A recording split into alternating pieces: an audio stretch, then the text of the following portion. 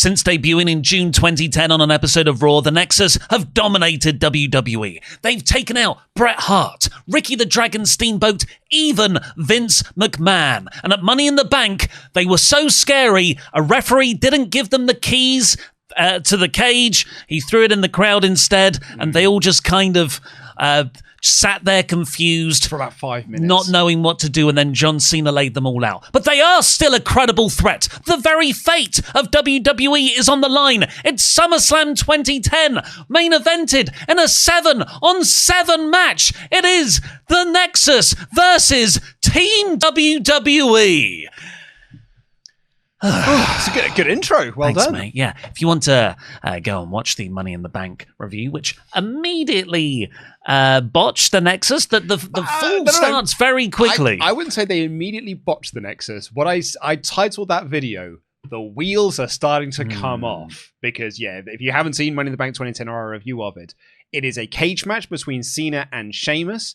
The Nexus go down to intimidate the referee into letting them into the cage. And the referee, who previously everyone was scared of the Nexus, this referee went, no. He stood up to them. He got a big, sort of badass hero spot. And he threw the key into the crowd. And the Nexus, this imposing threat that tore apart Monday Night Raw when they debuted, then spent 4 minutes going like, oh, what do you do that for? Oh, mate, come on. Have you got another set of keys? Oh, what are we going to do now? How are we going to get into the cage that we can then climb up and over? And that led to the finish where Sheamus retained the WWE Championship. Yeah, they should have just beat the crap out of the referee. Yes. That's how you do that. Yeah, not shaking with a tie, though. You're going to stand up to us, little referee? We're going to destroy you. Instilling the fear of everyone else. But they seemed more sort of like naughty schoolboys who are being told off by a teacher. And not even the head teacher. Like a lowly humanities teacher that no one respects. Your DT because he's in the humanities. Oh, it's a geography teacher. No one listens to them. Respect what you've done with your life. DT, you make things with your hands. Absolutely. Respect that. But not you, Mr. Padder. But yes. So I just want to add as well, credit to WWE, I will say, because this is the first time ever that we have re-reviewed a pay-per-view that we've done in the archives of Wrestle Talk Extra of the 7 years that you and I have been doing this show. This is the first time we've ever revisited a show because we reviewed this in 2020 during the pandemic. Well, I feel like it's a very important show in the sort of annuals of WWE history. Yeah.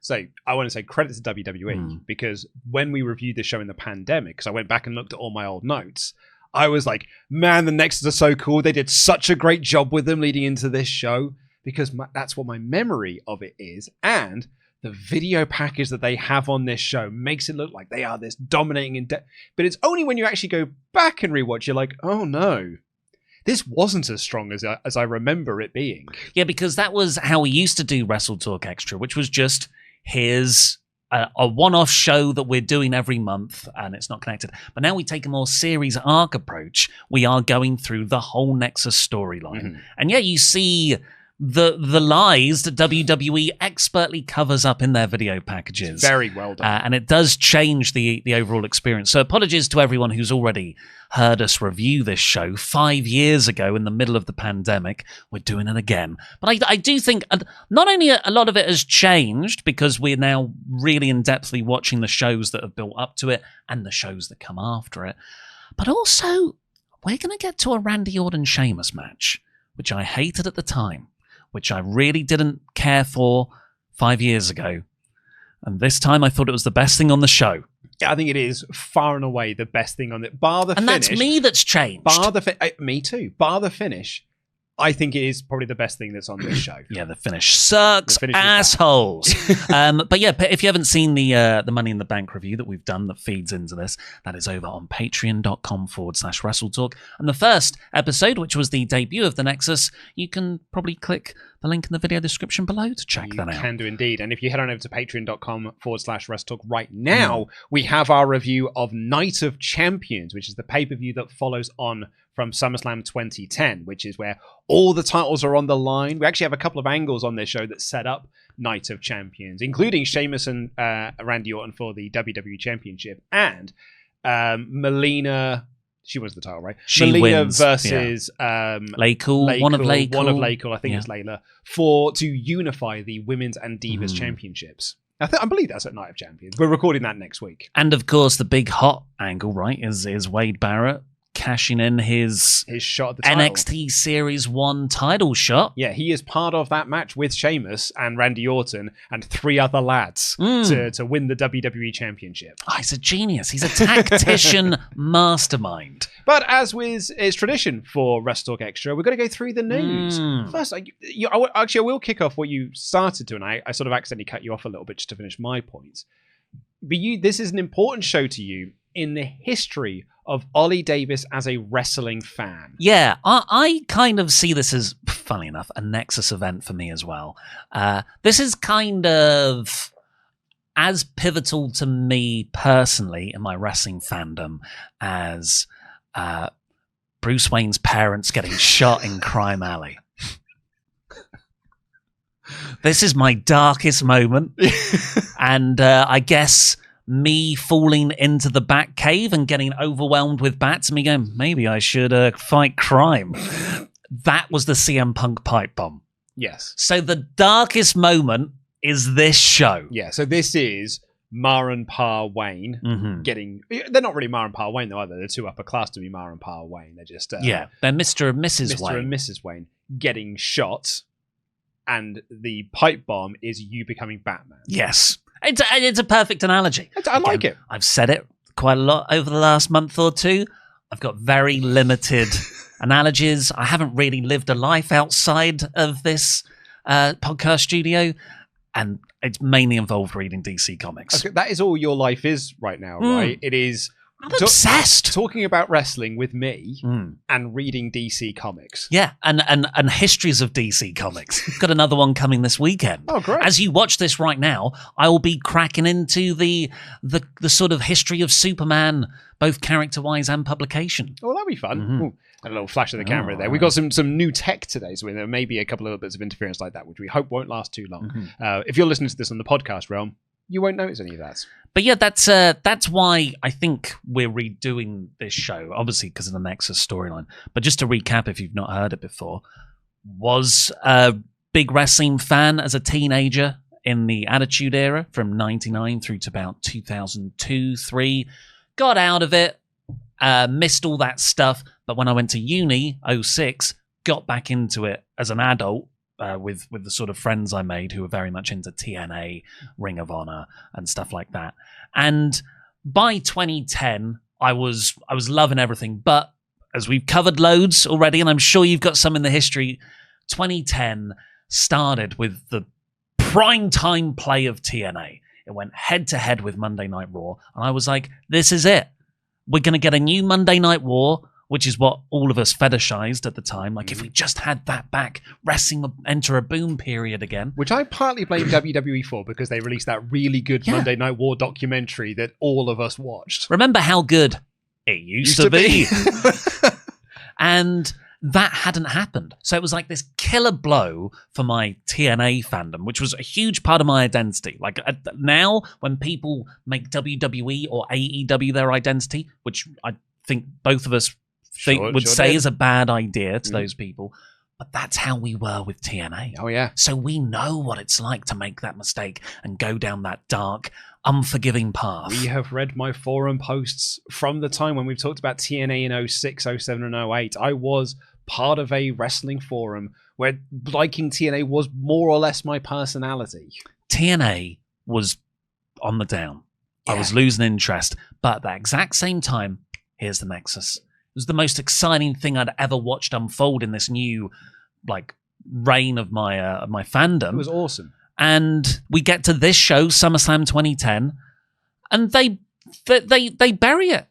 They absolutely botch it, and they ruin what could have been not 7 new main eventers, but you could have had immediately 1 new main eventer, 2 upper mid-carders in Gabriel and Ryback, Skip Sheffield back then, and spin-off tag teams Heath Slater and David Otunga, whoever.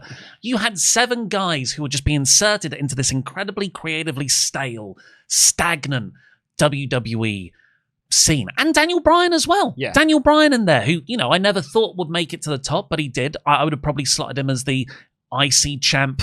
That's your ceiling. What they're going to, because he's facing Miz for the US title, I think, at the next pay-per-view, that we're reviewing on Patreon. But this show and that finish killed my interest. It was a proper not watching anymore, and I stopped watching. And instead, I found Ring of Honor, thank God, which had just moved to HD Net. I could acquire it via maybe piratey means, yeah. And it was... I'm sure the statute of limitations has passed. Yeah, they can't come after you for now, right? right? It was 15 years ago. And I just saw another black screen. Don't worry. We're not going to have a new wrestler debut. Mariah May's not going to show up immediately. This isn't just some foreshadowing like they did at the first All In, where Chris Jericho then pops up in a Penta mask. But yeah, thanks to the Punk pipe bomb the year later, that's what got me fully back in, and then I would never give up on WWE, actually more specifically after that. And that's sort of what led to this career path and has brought us all together. So that's why it's a very important show for me. Yeah, I mean, I've got a very similar journey. I don't leave after the Nexus, but I was it was the one thing that I was clinging on to with WWE at this point, because 2010 is not a great year. 2009 wasn't a great year for me as a fan. 2008 wasn't a great year for me as a fan. I already was in that TNA mold. But the 2010 disappointment of TNA and then this kind of rekindled my, maybe WWE is going to be great again. Maybe this is that Nexus moment that we all needed. And then comes SummerSlam 2010. And I'm listening to a lot of Wrestling Observer Radio and Bryan and Vinny at this time. And it really was, we as all fans had the complete same agreement. There is only one way for SummerSlam 2010 to end, and it's for the Nexus to win, so that, and before people were like, oh, so it didn't go your way, you didn't like it, so that you can build up to the point where John Cena beats the Nexus. But they beat them on their first go-around. And it really comes back to, and this is something I'm going to talk about quite a bit on this show, because it feeds on from what we were talking about last episode, this idea that WWE have realized at this point in time, they can't rely on Cena and Orton all the time. They need new stars. That's why they put the belt on Sheamus. It's why they're doing the Nexus. That's why they were trying with Cody Rhodes.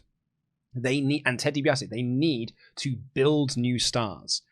But they're also so worried about putting those stars over their established guys. So we have this thing with Sheamus the champion, sure. Doesn't really beat Cena. Doesn't really beat Orton. Spoilers, he's not going to be the WWE champion after the next pay-per-view. And with the Nexus, they could beat Cena in a 6-on-1 handicap match. But they're not really going to beat John Cena. They're not really going to beat Randy Orton. So they never win. So you're never creating new stars. You want to, but you're so afraid of losing Orton and Cena's unique specialness that you won't give them any actual big wins over them. So what you end up with is Cena and Orton still at the top and just a bunch of lads. We've not said what our next series arc will be after the rise and fall of the Nexus. No, we have not. But you just saying that made me think, well, that sounds a lot like Aces and Eights in TNA. Because they lost all the time as well. Yeah. And I thought, who is the worst faction? The Nexus or Aces and Eights? I was going to say Retribution is the worst faction. But No. But out of these two very similar time periods, I think they came maybe a year or two after. You sure you don't want to do Retribution as the next story arc? Did you want to do Retribution? It lasts like a month, doesn't it? We can start from right from the very beginning with Mustafa Ali as the SmackDown hacker. But yeah, Ace and Ace is another example. Main Event Mafia is another one. But actually, they were brilliant. But it's the other way round of they won all the time. Well, they were established stars. Yeah. So it's a complete opposite of what this is, bringing new stars. And the idea of the Main Event Mafia was to try and get over the TNA frontline. But because they didn't want to ever have the Main Event Mafia lose because they're established stars, the TNA frontline just lost all the time. Oh, they look like dweebs as well. They were such dweebs. How can you be cool against Kevin Nash? Kevin Nash is always going to be cooler than you. Also, how can you be cool when you're called TNA Frontline? it's not the most badass faction name I've ever heard. Yeah. So that's kind of where we're at as a fandom here. I was majorly disappointed by this show.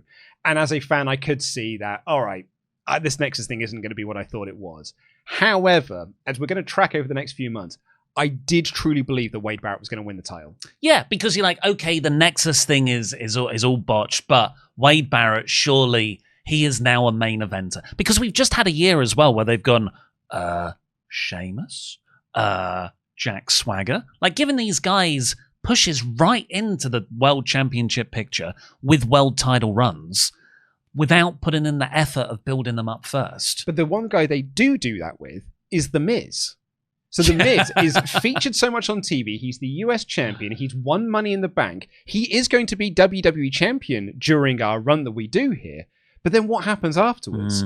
By the time we finish our storyline, he then goes into a feud with Jerry the King Lawler, and then he beats John Cena at WrestleMania. But that's only because, which was really built around The Rock versus John Cena. And then Miz loses the belt, and then he's just back down to the mid-card. So the one guy they actively were trying with and putting the legwork in is The Miz. But again, the second he's got that belt, it's like, it's The Miz. We can't really have him beat Randy Orton. We can't really have him beat John Cena. So when he loses the title, back down to, you're basically just another Jack Swagger.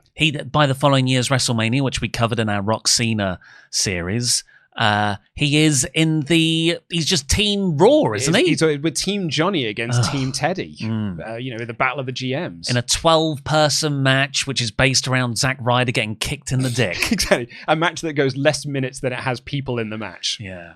It's a bad time for WWE. I don't think anything is as bad as 2019 WWE for me. But just at this period, like, a load of things are coalescing. Like, we've talked about TNA, that is a big part. But in WWE specifically, you've got this Nexus botching, which coincides with the rise of heel Michael Cole. Oh, yeah. Because that starts with him disliking Daniel Bryan and favouring The Miz, which is, it starts in the main event of this match. It starts on the main roster here, yes. Yeah. And also the anonymous Raw general manager. Yeah. Who, as we covered in the last episode, was anonymous because they didn't want the Nexus to attack them. That's the whole reason they didn't reveal their identity up front. Yes, but it's also they're anonymous because they don't know who it is yet. Yes. They will figure that out when they decide it's time. It's the same thing with, like, the McMahon Son storyline.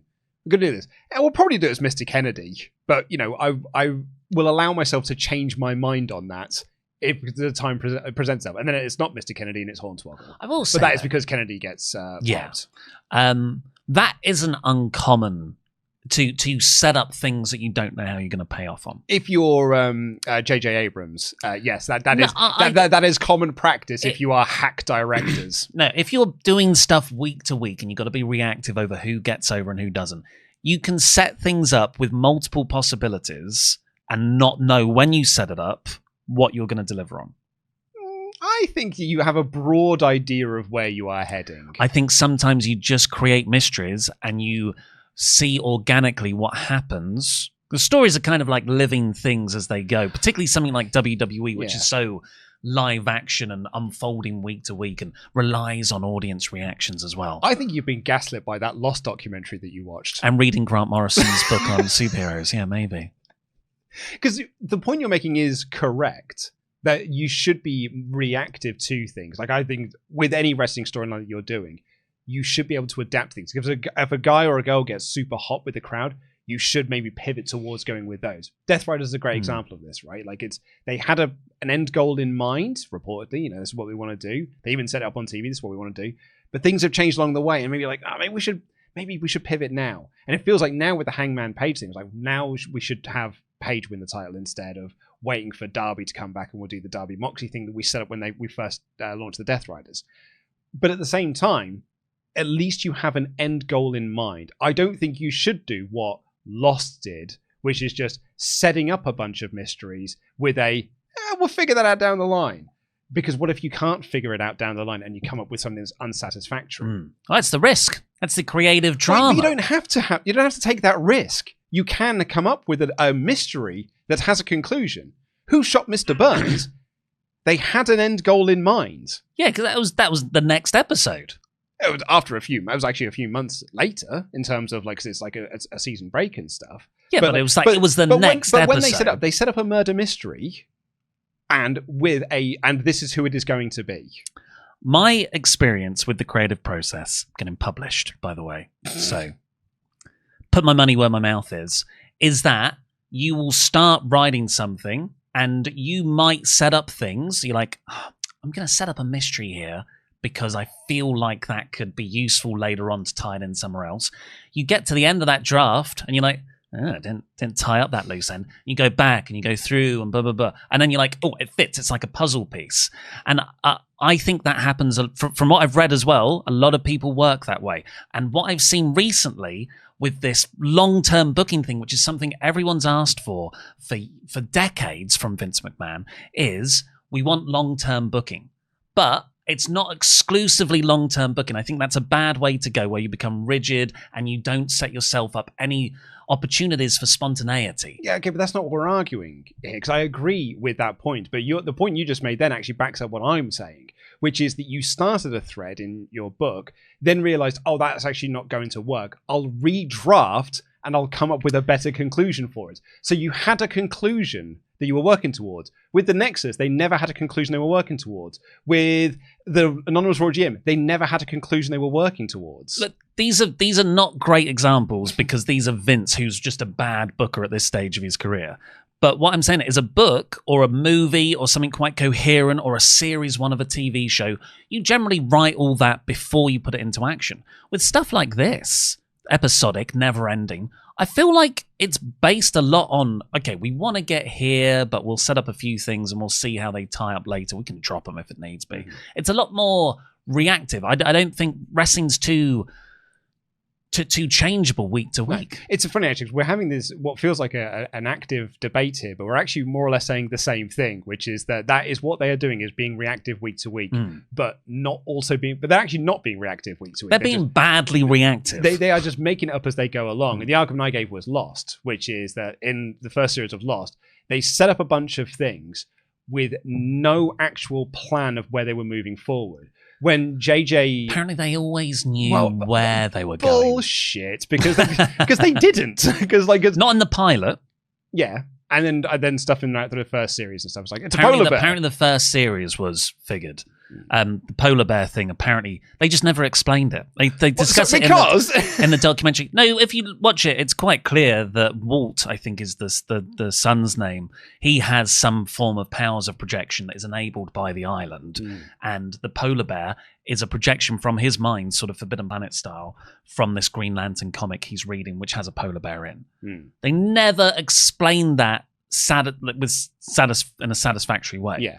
JJ, when he did Star Wars, he did The Force Awakens with no actual end goal of what it all meant. So he just sets up a bunch of mysteries, and then when Rian Johnson comes in to do The Last Jedi, he's like, well, what does this all mean? He's like, don't know, you figure it out. Casino. Yeah, do a casino. Casino scene. So why Johnson just like, I'm just going to end off all of this. I'm just going to do my own storylines. And then no one liked that one. It worked out great. And no one liked that one. So JJ comes back and is like, I'm just going to pick up all of my stories again. And it's the best one. It's an absolute mess of a movie. It's the one with all the spaceships. Have you seen how many spaceships are in that film? Rise of Skywalker is such an impressive movie. It can rival Attack of the Clones as the worst Star Wars movie. Are you serious? It is dreadful. Oh, I get a kick out of Rise of Skywalker. It is hilariously bad. Like, they kill Chewbacca, or make you think they killed Chewbacca, and then one scene later, they're just like, nah, he's fine. But then you have to deal with characters who are dealing with the grief of having killed Chewbacca when you as an audience know they're fine. The ending of that movie is the thing that me and my friends have laughed at the most, which is that Rey... What friends? I'm right here. I've joked about this. We've not laughed about this. We have laughed about this. Rey goes back to Tatooine and buries Luke Skywalker's lightsaber, at his home. That home that he was desperate to escape. And she's buried him there. Now great resolution. And now he can never leave. He is forever trapped on the planet he wanted to get out of. I'm quite a simple guy sometimes. Sometimes I do judge films' quality based on the amount of cool starships they have. And that's why Dune, great film. But Rise of Skywalker just has more. They're the monster trucks of space. Yeah. Again, what are we talking about? It's a continuing tradition of us talking about the Star Wars prequels on any show that we're doing. Oh my God, we've done it again! I do actually have to now, unfortunately, try and transition into quite sad news. Oh, We're no. going to dive into the news because the week of this show brought about the news that Lance Cade has passed away of heart failure at the age of 29. It was a rough time in the since 2005 all the way through, I want to say 2015. It just felt like every month a wrestler died way too young. Yeah, way too young. You don't really get it these days, but very thankfully. His cause of death was pending at press time, pending results of tests that wouldn't be available for 2 to 3 months. McNaught, which is his real name, real surname, passed away at the San Antonio home of his father, Harley McNaught, late that night. He was scheduled to leave the next day for a 2-week tour with All Japan Pro Wrestling. Cade was the reason why I wanted to go through this because Cade actually has quite an interesting WWE journey that I don't think anyone really talks about. So Cade was under contract with WWF from 2000 to 2008, and later for a several-month period that ended in April of this year, although he never appeared on television during his second tenure. His first run ended just a few weeks after giving the biggest shot of his career, being put by Creative into a role as the bodyguard for Chris Jericho. The idea was to build a dynamic similar to Shawn Michaels and Kevin Nash's Diesel, when Michaels was a heel. Jericho was headlining against Michaels at the time in what was the company's top program. It was a weird chain of events. Cade scored a clean pinfall on Michaels in a handicap match, but had a bad match. Michaels got mad at him after one of the shows, saying Cade left the building before thanking him. On the following Raw, he had a no DQ match against Michaels and was beaten down with one brutal chair shot after another, being left for dead in what looked like, and turns out was, punishment. At the same time, some figured for having messed up the spot the week before. On the September 29, 2008 Raw, he was blamed for being out of position when Michaels threw a super kick, and Michaels missed the kick badly, and since he wasn't supposed to miss, Cade sold it anyway. He wasn't used at the Raw on October 13th, nor was he talked about, and was released the next day, shocking most of the roster. The story that came out was that he had a seizure on a plane flight home. Ring announcer Lillian Garcia, who was on the flight, made sure he was rushed to an ambulance at the hospital, where they had several tests done and found nothing wrong with him. The belief was he had taken too many pain pills, and the company made the decision to release him. At the time, Cade said he didn't want to talk about his firing, saying he knows what he did, but he felt things could have been handled better by both sides. But in the later interviews, he said that he understood why the company made the decision it did, and he's only got himself to blame. However, others noted that part of the reason for his release was unrelated to the problems on the airplane. At the time, those in creative noted that Vince McMahon was very angry and short and blunt when discussing Cade no longer being in the company.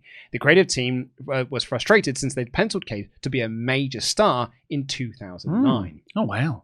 He then worked some indies, and he was called in August 2009 by Michael Hayes, and Hayes told him he wanted to bring him in for a spot as the top heel on SmackDown with a program against The Undertaker. God damn. Hayes, that escalated quickly. I know, right? Hayes told him it was his idea and that Vince McMahon was against it because Vince was mad, believing that Cade didn't take his opportunities seriously enough. He was signed back in September and almost immediately was told the program with Undertaker wasn't happening and was told to go to Florida Championship Wrestling. Psych. He said that in December, John Laurinaitis called him to tell him that he was being brought up to the main roster, most likely for ECW. He said at the time he was having issues as he was going through painkiller withdrawal, having trouble sleeping, and because of it, got hooked on sleeping pills. At one point in January, so this is January 2010, someone in the company spoke with him and reported that he was slurring his words and unable to focus on a conversation, which caused concern. But Cade was the one who came to the company and asked to be put into rehab in February. WWE monitored him for a while in rehab, and he got excellent reports for those handling the program. Cade said that in March, Michaels called him and told him that he was done and was never going to be used as a top guy. Still, when his wife called WWE officials the morning of his death to alert them, she told them specifically to contact Michaels because of all he had done for him. In April, he was released for a second time, being told that they didn't have a storyline for him. He immediately complained in an interview with PWInsider.com that was contradictory to fire him for asking to get help, admitting that a sleeping pill problem. He said his earlier pain pill problems that led to the sleeping pill problem stemmed from his injuries in the WWE ring. He complained, saying that most wrestlers don't admit to their problems, work through them for a fear of losing their spot, and the problems worsen. He said he tried to address his problems and said he believed he was fired for it. WWE policy is to keep in contact on a regular basis with the current or former wrestlers they've paid for rehab to go to. This was a period of time when WWE were, in the wake of Benoit, if you have worked for the company at any point in your career, we will pay for you to go to rehab. Which was one of the best things I think they ever instilled. Even if it was a reaction thing, it's a great thing to do. So WWE have a policy to keep in contact on a regular basis with the current or former wrestlers they have paid the rehab for. The company had not spoken to Cade since June. He was described as being courteous and always a gentleman in the follow-up visits, and the company was of the belief he was recovering well. The company was under the belief that the reason there had been no recent communications was because he was in Japan and his cell phone didn't have reception there. However, his wife noted to WWE officials that he stopped going to his 12-step program about 3 months ago. The death was the first of a young WWE performer since the Linda McMahon Senate campaign started. So it has a political impact there. And immediately became an issue in the campaign. The Republican opponents had noted the high death rate of wrestlers under the age of 45 as something significant, since McMahon was running based on the business track records of WWE, and the Democratic opposition, with more money at their disposal than her prior opponents, are likely to hit the issue even harder. A number of media sources in the days after the death brought it up in conjunction with her campaign. When asked about it, McMahon said that she thought she may have met Cade once but couldn't remember, as far as removed from dealing with the talent. The Atlantic wrote that Cade's death was bound to be a setback for McMahon's campaign, saying any analysis of pro wrestling and steroid is McMahon's Achilles heel in the campaign. But it's already been clear that voters are going to vote largely based on the economy. Well, the reality of the US democratic system is that she just spent enough money to get an unelected position instead. Yeah. So it all worked out okay. Bryan Lockhart, the leading political reporter in Connecticut, noted that when asked, McMahon had told reporters that her track record of how she treated employees as the head of WWE was fair game, but that Cade's death should not be blamed on WWE. She again brought up the company's 2006 implementation of its wellness policy and said that WWE cannot be held accountable for the deaths of performers any more than a studio could have prevented Heath Ledger's death, and said when talking about the company, I think we have a good track record. But it was the situation with Cade on the airplane in 2008 that again brought the limitations of the policy into question, even by those internally who questioned Cade's building up such a tolerance that he got to the point he had to be rushed to hospital for abusing painkillers while having never failed a drug test in WWE. Linda again tried to downplay the story, saying, I spend so much time with you guys, Connecticut political reporters, talking about WWE, noting that people that she talks to are more considered about unemployment, job creation, and the overall economy. Yeah, hey, let's stop talking about all my past qualifications and my experience. Let's focus on the stuff I'm gonna do that's totally separate from that. Exactly. Oh dear, poor Linda. Yeah. But it worked out well in the end. She got her position by spending loads and loads and tens of millions of dollars. She got her political career. Yes.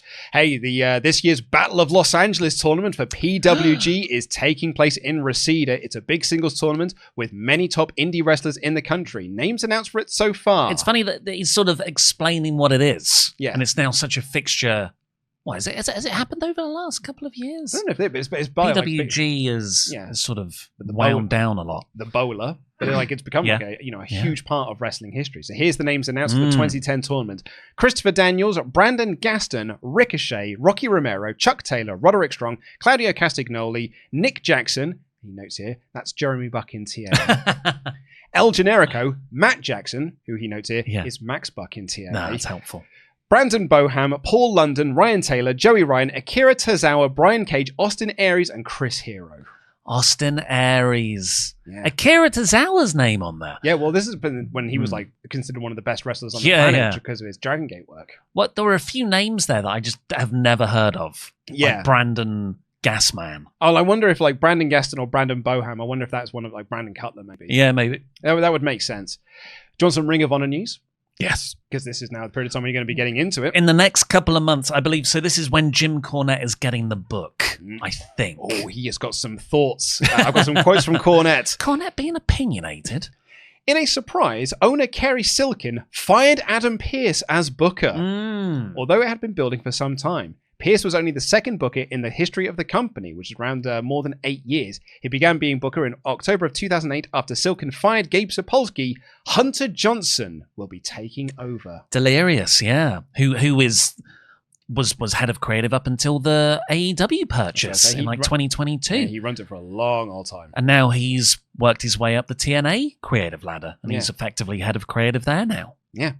Tyler Black's final match will be on 11th of September or thereabouts. Tyler Black is, of course, Seth Rollins. When he wrote about decisions, he had offers from both TNA and WWE. The feeling was he could go to TNA and go right to television and do well earlier, but his life goal is to be in WWE. His feeling was WWE doesn't take that many people from TNA, so if the long term is to be in WWE, it's best to sign the developmental contract as opposed to the quicker national exposure going right to TNA.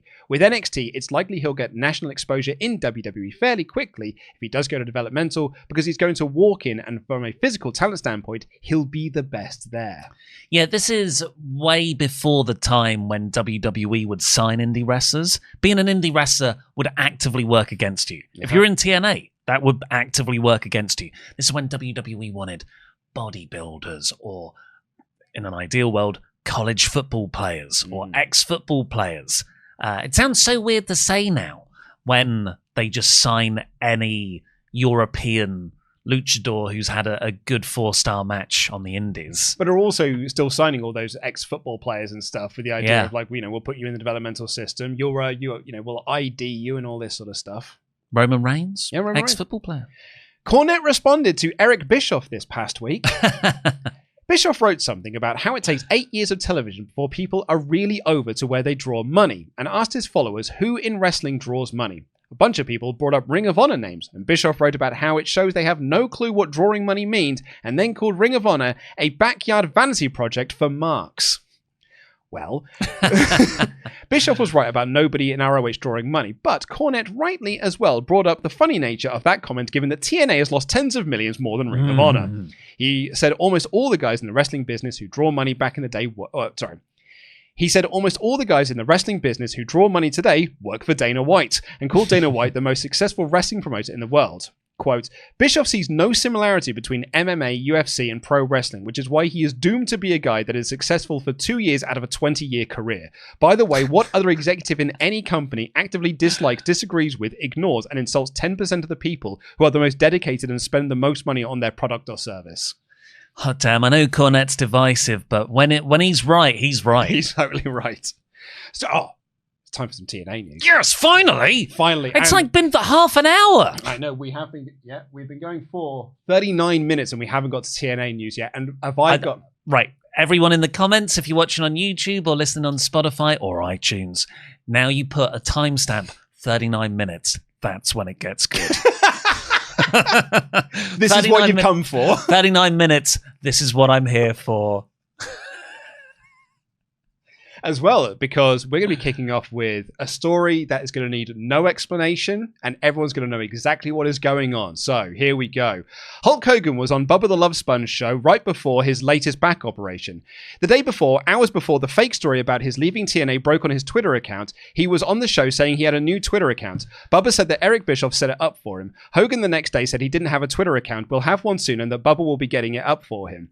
Bischoff said Bischoff said that Bubba's IT department was supposed to set up Hogan's Twitter account and a new website, but when Bubba posted the link to the account, he presumed it was real, which is why he posted the link to the Twitter on his own account. He blamed Bubba for posting the link without verifying it with him. Right, we all clear? All clear on what's going on. That's more confusing than Kurt Angle, not Kurt Angle, tweeting during WrestleMania. So I read that and I was like, what is this babbling nonsense? That's like one full sentence. Yeah. And I was like, okay. That's like Jack Kerouac writing, just one cocaine-fueled bit of prose. So I loaded up the previous week's Wrestling Observer to get more context for this story. And I wanted to read it because it's such a wonderful story. There were a couple of strange Hulk Hogan stories in the last few days. TNA officials were saying that Hogan was going to undergo yet another back operation, but Hogan was also booked for a radio interview that day. There was a purported Hulk Hogan Twitter account that opened on the 10th of August. August? Yeah, August. What's the 8th month of the year? Is that August? August, yeah. Hogan, or someone pretending to be Hogan, was tweeting about TNA being great and how much he enjoys working with Dixie Carter. Oh, that's not Hogan then. Hogan was on Bubba the Love Sponge radio show in the morning and plugged the account. Bubba plugged the account. Eric Bischoff, who Hogan said set up the account, plugged it on his own Twitter account. Then, a few hours later, Hogan's account tweeted that Hogan and Bischoff had an amicable parting of ways with TNA after a meeting, and even wrote that people should still support TNA. Minutes later, Bischoff on his Twitter posted that the account was fake and the story wasn't true. He said that wasn't Hogan's real Twitter account, 4 hours after plugging that it was, and that Hogan is in the process of setting up an account. On the fake Hogan Twitter account, someone who claimed to be a TNA employee said it was a hoax and was talking about how it was so easy to fool Eric Bischoff and Bubba, and it showed that Bischoff had no business running a company. Not sure how they're related. He said that he doesn't hate Hogan but hates Bischoff, but Hogan isn't helping the company, is only taking money away from the company. He noted that a lot of people in the company are now earning less than they did in 2006. The whole thing is quite strange. Bischoff then did an interview with Slam Wrestling that afternoon and said, "Yes, I am with TNA. I was in Orlando today having a creative meeting with Matt Conway and Vince Russo. Hulk Hogan is still with TNA. We had a contract for 2 years and we plan on fulfilling our contract." Regarding the hacking, he said, "It's probably a 16-year-old dweeb that doesn't have anything better to do. I'm 99% sure there is no validity behind it, that the person does not work for TNA." What a big mess. 6 months after, or 8 months after rather, the big TNA, it's here, it's going to go up against Monday Night Raw on Monday nights. And then 8 months later, this nonsense. This isn't the act of serious professional people. And it's in that time as well when wrestling doesn't really know what Twitter is. Yes. And they're just trying to get to grips with what Twitter is. We think it's important. We should be part of it, but we have no idea what it is or what it does. Who is everyone on here? Are they the people they say they are? So Bischoff just sees a Hogan account and is like, yeah, that's the real one. I guess that's the guy. Can't be anyone else. Who else would set up a Hogan account? And at the same time, you've got Hogan, reposting, much love, HH. Yeah. And didn't someone say, "Oh, my uncle is going through some bad times. He's a huge Hulk Hogan fan. I'd love if you could give him a shout out." Hogan shares it. Unfortunately, it's a picture of Harold Shipman, the most notorious mass murderer in the UK's history. One of my favorites is when he tweeted out the passing of Ryan. I think it was Ryan Dunn. And yeah. Oh no, I think it was like, I heard that Bam Margera has passed away, and then Bam Margera posted, I was like, no, I'm still alive. I remember it was a couple of years ago when Hogan just wiped all his Twitter history. Yeah. I was like, no! You did that as a news piece. I did a whole in memoriam because it's some of the greatest contributions to English literature from that account. Things like that. And of course, don't work yourself into a shoot. Much love, Jabroni Marks. Kiss, kiss. Kiss, kiss. Love HH. I won't go into all of this because we kind of covered this in the last episode of a lot of divisiveness in the locker room. Some people like Hogan. Some people think he's bad for the company. Everyone does not like Eric Bischoff. Yes. No one thinks they're doing well. But it's he writes here, "I haven't heard that people are disliking Jeff Hardy, or for that matter, even after his comments. It's not like people dislike Rob Van Dam. Rob Van's not had a great interview track record about his time in TNA. More on him in a little bit. But it's been noted that Hardy and Van Dam carry an attitude like they're bigger than this place. But then bringing in ex-ECW crew exacerbated the issues, with many feeling that TNA hasn't pushed them, but will bring in guys who are past their primes and haven't been stars in a decade and put them above them," which is a real problem at the moment. There's more. Could have been Paul Heyman. Well, regarding Paul Heyman, there's been no movement over the past week. The feeling is that as long as the ratings are showing signs of life, which they currently are, Spike don't feel it's the time to put pressure on. And again, it's down to the idea that Heyman doesn't want to be kicked out and Dixie's got too much loyalty. More on that I think actually it's in the Patreon episode. We spent about an hour talking about that. You said Heyman doesn't want to be kicked out? Do you mean Bischoff doesn't want to be kicked out? Well, no, Heyman doesn't want to be kicked out either. Heyman's terms are, if I'm going to come in, I want my team that cannot be fired. I cannot be undermined and or fired. And you can't say no to any of the things that I want to do. And Dixie Carter's like, yeah, but I like Vince Russo. So I think I'm going to stick loyal to Vince Russo. I like Vince Russo. I like Sting. Have you met Kevin Nash? And then Heyman's probably like, fair play, Kevin Nash is the coolest mother effer around. Yeah, she's like, I like all of these guys that have got a proven track record of being unsuccessful in wrestling. But it's Kevin Nash. But actually, in all fairness, Paul Heyman also killed a company. Yeah. If I had an infinitely rich father, I would also build an entire wrestling promotion that lost money just to hang out with Kevin Nash. This is from Figure 4. Rob Van Dam will be out of action for a while. The deal with TNA is that they sign guys to deals where they agree to work, say, 50 dates a year, and then TNA proceeds to book them on every conceivable show so they burn through the 50 dates rapidly. And that's what's happened with Rob Van Dam. So now they need to either renegotiate his deal or he disappears for a while. The problem is, he is the world champion.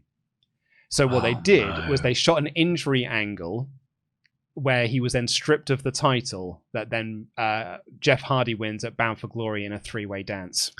This is why me and Luke at this point are finding more enjoyment in the Nexus storyline, even with all its flaws. Roderick Strong worked a dark match for TNA this past week. Most in Ring of Honor didn't know it was happening, but he did get the okay from Kerry Silkin. The word was that his work was great, but they didn't feel like he showed enough personality or played to the crowd enough. It's funny because TNA looks for that in a worker, and it's the exact opposite of what WWE looks for, as WWE discourages playing to the crowd during matches. Roddy Strong, he's fantastic, has been forever. But yeah, he has always lacked that level of charisma to make him to match his in-ring abilities. Yeah. Teran Terrell was indefinitely suspended when company officials found out that she'd been arrested by police on a domestic disturbance call earlier that morning. Is that was she with Drew McIntyre at the time? Yeah. So Terrell and husband Drew Galloway went to a party at the Playboy Mansion in Los Angeles, then came back to their hotel and got into an argument loud enough that hotel security and police were called. She requested a second room in the hotel away from him, but after the police arrived because of the disturbance, it is policy to take in the person they believe was the instigator for a cooling off period. She was taken in at 8 a.m. and after being arrested, was placed in custody and released at 4:55 p.m. that day on a $20,000 bond. Company officials were mad when they found out, as no one reported it to them, and suspended her. They also weren't happy about the couple attending a party at the Playboy Mansion without authorization because of them marketing themselves as a PG product. Not good.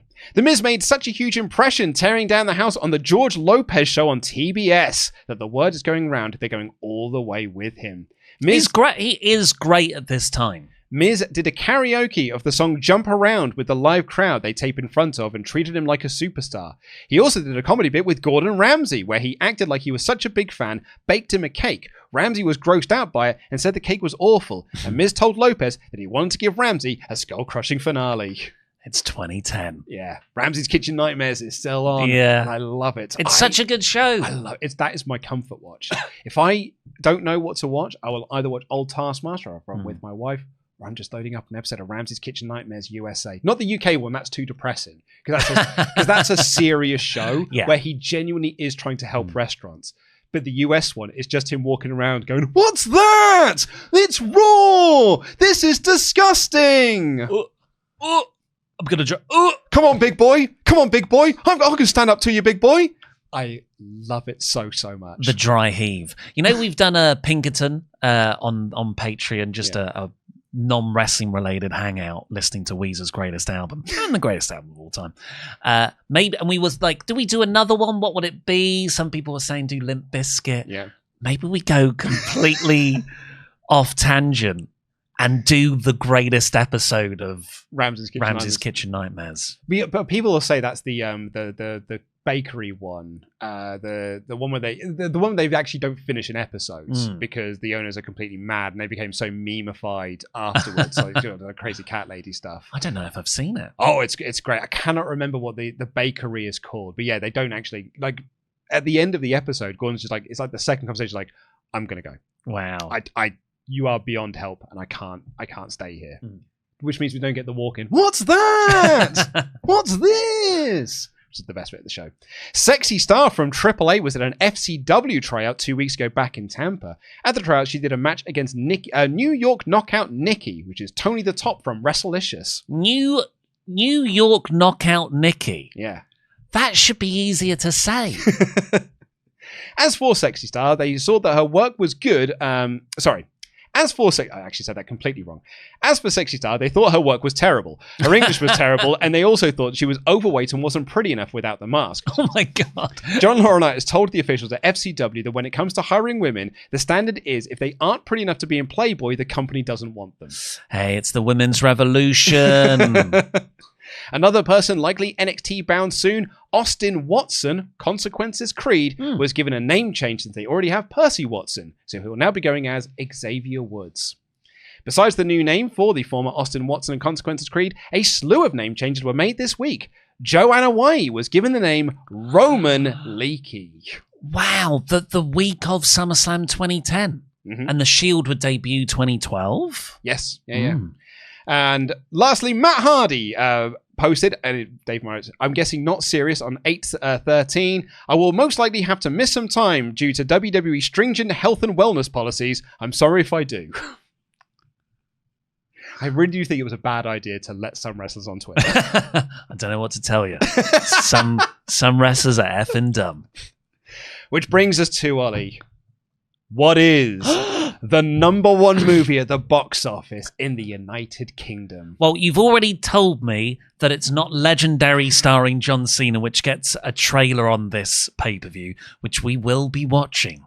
I have the link to the trailer. Oh, I mean, you don't need to. And it's in that, yeah. So I've got the original broadcast of this. We've watched different versions. You've watched the director's cut. Yes. I've got the original broadcast version because I hate watching shows on Netflix. And I watched the theatrical cut on Netflix, which had a lot of things like that trailer adverts edited out. So I was thinking, there's a moment where Michael Cole in this pay-per-view says it's bigger than Avatar or something to that effect. Yeah, I think it's Edge or Jericho says that to The Miz in a backstage segment. And I was like, oh, Avatar. I guess that's a big recent blockbuster success. Of course, it was 2009, the Christmas of 2009 that came out, but still pop culturally relevant. Way more relevant than a lot of other WWE references around this time for pop culture. But when I was Googling that, another Avatar was released this same week. Avatar: The Last Airbender. The better Avatar. It's what Pete loved. He was always going on about how good Avatar is. He would stop you having conversations about other things to tell you how much he loves the live action version of Avatar: The Last Airbender. He said Shyamalan got it. He just got it. He got the vision and he executed it perfectly on screen. Yeah. So I guess that's my opening guess. Avatar: The Last Airbender? Incorrect. It is not Avatar: The Last Airbender. I don't think that is going to be a UK #1 box office for us in our timeline. Oh, really? I can tell you that the film that is here is in its final week of being #1 at the box office, having beaten our previous #1, Inception. So it's been #1 at the box office for 3 weeks running. It's the midst of summer, but it's also pre-summer blockbuster return. Which was sort of signaled by Guardians in 2014. Yeah, but if you don't know that story, that is hilariously that they put that in August because they didn't think it was going to do very well. So they kind of just sort of buried it a little bit. Like the August release was sort of seen as a way to kind of bury it slightly. Yeah, so back in originally in the 70s, post-Jaws, summer blockbusters were a big thing. I don't know when that stopped being a big thing, but definitely through the 2000s, early 2010s, essentially before Guardians, it was a place where you'd put a film version of a TV show because most people are on holiday, you're not going to the cinema. You're not confident that it's going to do well, so you put it in those slots there. So if it doesn't do well, you're like, it's the August window. So with that, I'm going to say it's In-Betweeners 2.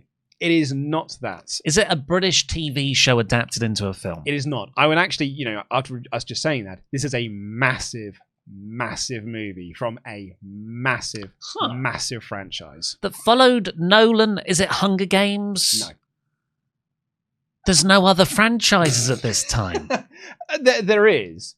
This was, I'm trying to give you some clues here. Divergent? This was seen as the end of the franchise. It would not be the end of the franchise, but this was sort of seen as the end of a trilogy. The end of a trilogy, so it's not Potter. That's generally November, December releases anyway. Is it a Hobbit? No, those are also December releases. Yeah.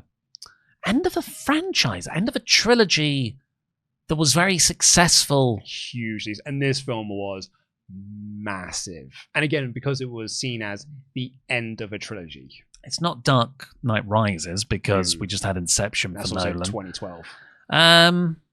Any clues on genre? Okay, so it's animated. Was it Toy Story 3? It is Toy Story right. 3, yeah. I was trying to find a way to kind of I was trying to get you more down a Disney route, but yeah, it's an animated movie. It is Toy Story 3 in its final week at the #1. Brilliant movie. Incredible movie. My kid loves it. Oh, what of the 4 does she like the most? 2. 2 is her favourite. Yeah, 2 is. Yeah. 1's the best, but 2 is like neck and neck, I think. I actually think 2 is my favourite one as well. I really love 3, but I think 2 is just... considering how small time they had to make that movie, it is incredible how good it is.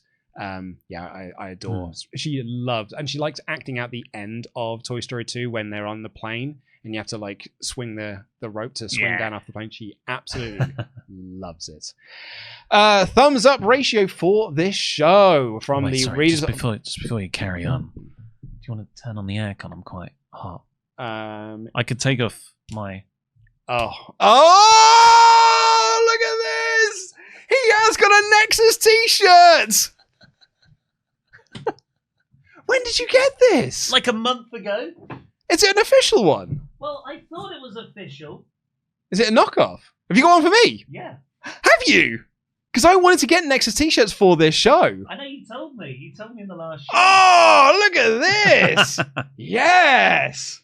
I don't think they are official ones, you know? Well, the official ones are well expensive. The price I paid for them, they should be official. And I swear they were branded as official on eBay, but then you get it. There's no, the little WWE thing isn't there, and it says Gildan on the label. Oh, this is absolutely incredible. I'm going to step off camera ever so slightly so no one has to see me take my t-shirt off. Well, you just get that pleasure. What we lack in official WWE merchandise, we've gained with armbands. Oh, yes, even better. You totally had me for a loop with that fake out of the. I know, I'm a good actor. Oh, so I tell you what, I'm Nexus. You're on against us. No, I'm Nexus. You see that on the? Yeah, more or less, yeah. Yeah, these were like 40, 50 quid each. Yeah. What arm do I put it on? I don't know. I put it on the left. That's my right arm. But I've already got one. Yeah. Okay. You've got to put it. I think you've got to put it on the left arm because there's already an N. Yeah. On. Look at us. But there's too many N's on screen right now.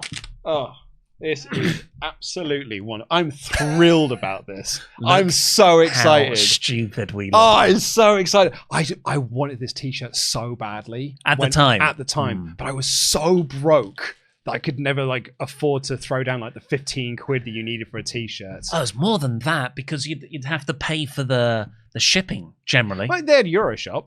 So I might be able to get it from Euroshop. But yeah, I so wanted an X t-shirt because again, when they first came out, I was like, it's the NWO.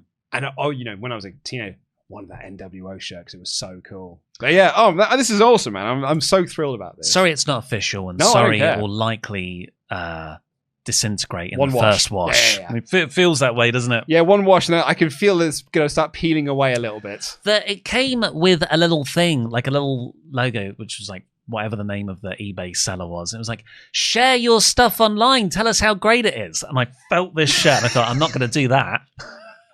Also, I thought this was I'm pretty sure this was an official shirt that I was buying. This happened at my wedding. So when you remember for my the buttonholes and stuff, everyone had Ghostbusters. Yeah, still got mine. Yeah, thank you very much. And I didn't want to use my actual Ghostbuster Lego figures, my little minifigs. So I bought official ones on eBay, and then I got them, and they were not official ones. And I had such a argument back and forth on email about how these are not official and I want my money back. I'm keeping them. Yeah. But these are not official ones. You're like, well, you got them and they look official enough. I was like, that's not what you said. Not what you that's sold. Not what you sold this as official Lego minifigs, and they're not. You don't think we'll get copyright flagged because the algorithm can now see these aren't official Nexus t-shirts? Well, anyway, do you want to have a guess of what the thumbs up, thumbs down ratio was for the show by the readers of the Wrestling Observer newsletter? I think pretty heavily thumbs down because, like, obviously there's the terrible main event, and often it's how you leave them. But also the rest of the show, the first hour of this show is garbage. Bad finish for the only good match with Orton and Sheamus. I'm going to say thumbs down. They always tend towards thumbs up on these polls, weirdly. I'm going to say thumbs down 54%. Thumbs down is 38.9%. In the middle, 41.6%. Thumbs up, 19.5%. I don't know what the Wrestling Observer... I thought they're meant to be learned people. Best match? Sheamus Orton. Team Nexus versus Team WWE. Okay. It was a thrilling match, but it had a terrible ending. Mm-hmm. So I guess it depends what criteria you judge it on. Worst match? Alicia Fox Molina. Bingo, Yeah. there he is. So obviously the big news from this is not just that the Nexus won, it's the return of Bryan Danielson. Meltzer here writes, the Bryan Danielson firing story ended this week when he was the surprise 7th man on Team Raw in the Survivor Series Summerslam main events at the Staples Center in Los Angeles. Danielson was fired days after participating in the original Nexus angle for choking ring announcer Justin Roberts with a tie, which was against WWE standards. From the start, particularly when John Cena came out to publicly defend Danielson, not to mention how the directors didn't pull away from the choking, there were suspicions the firing was a work. It is possible, although if it was, they really pulled one over people, one would think that someone would be gloating about it.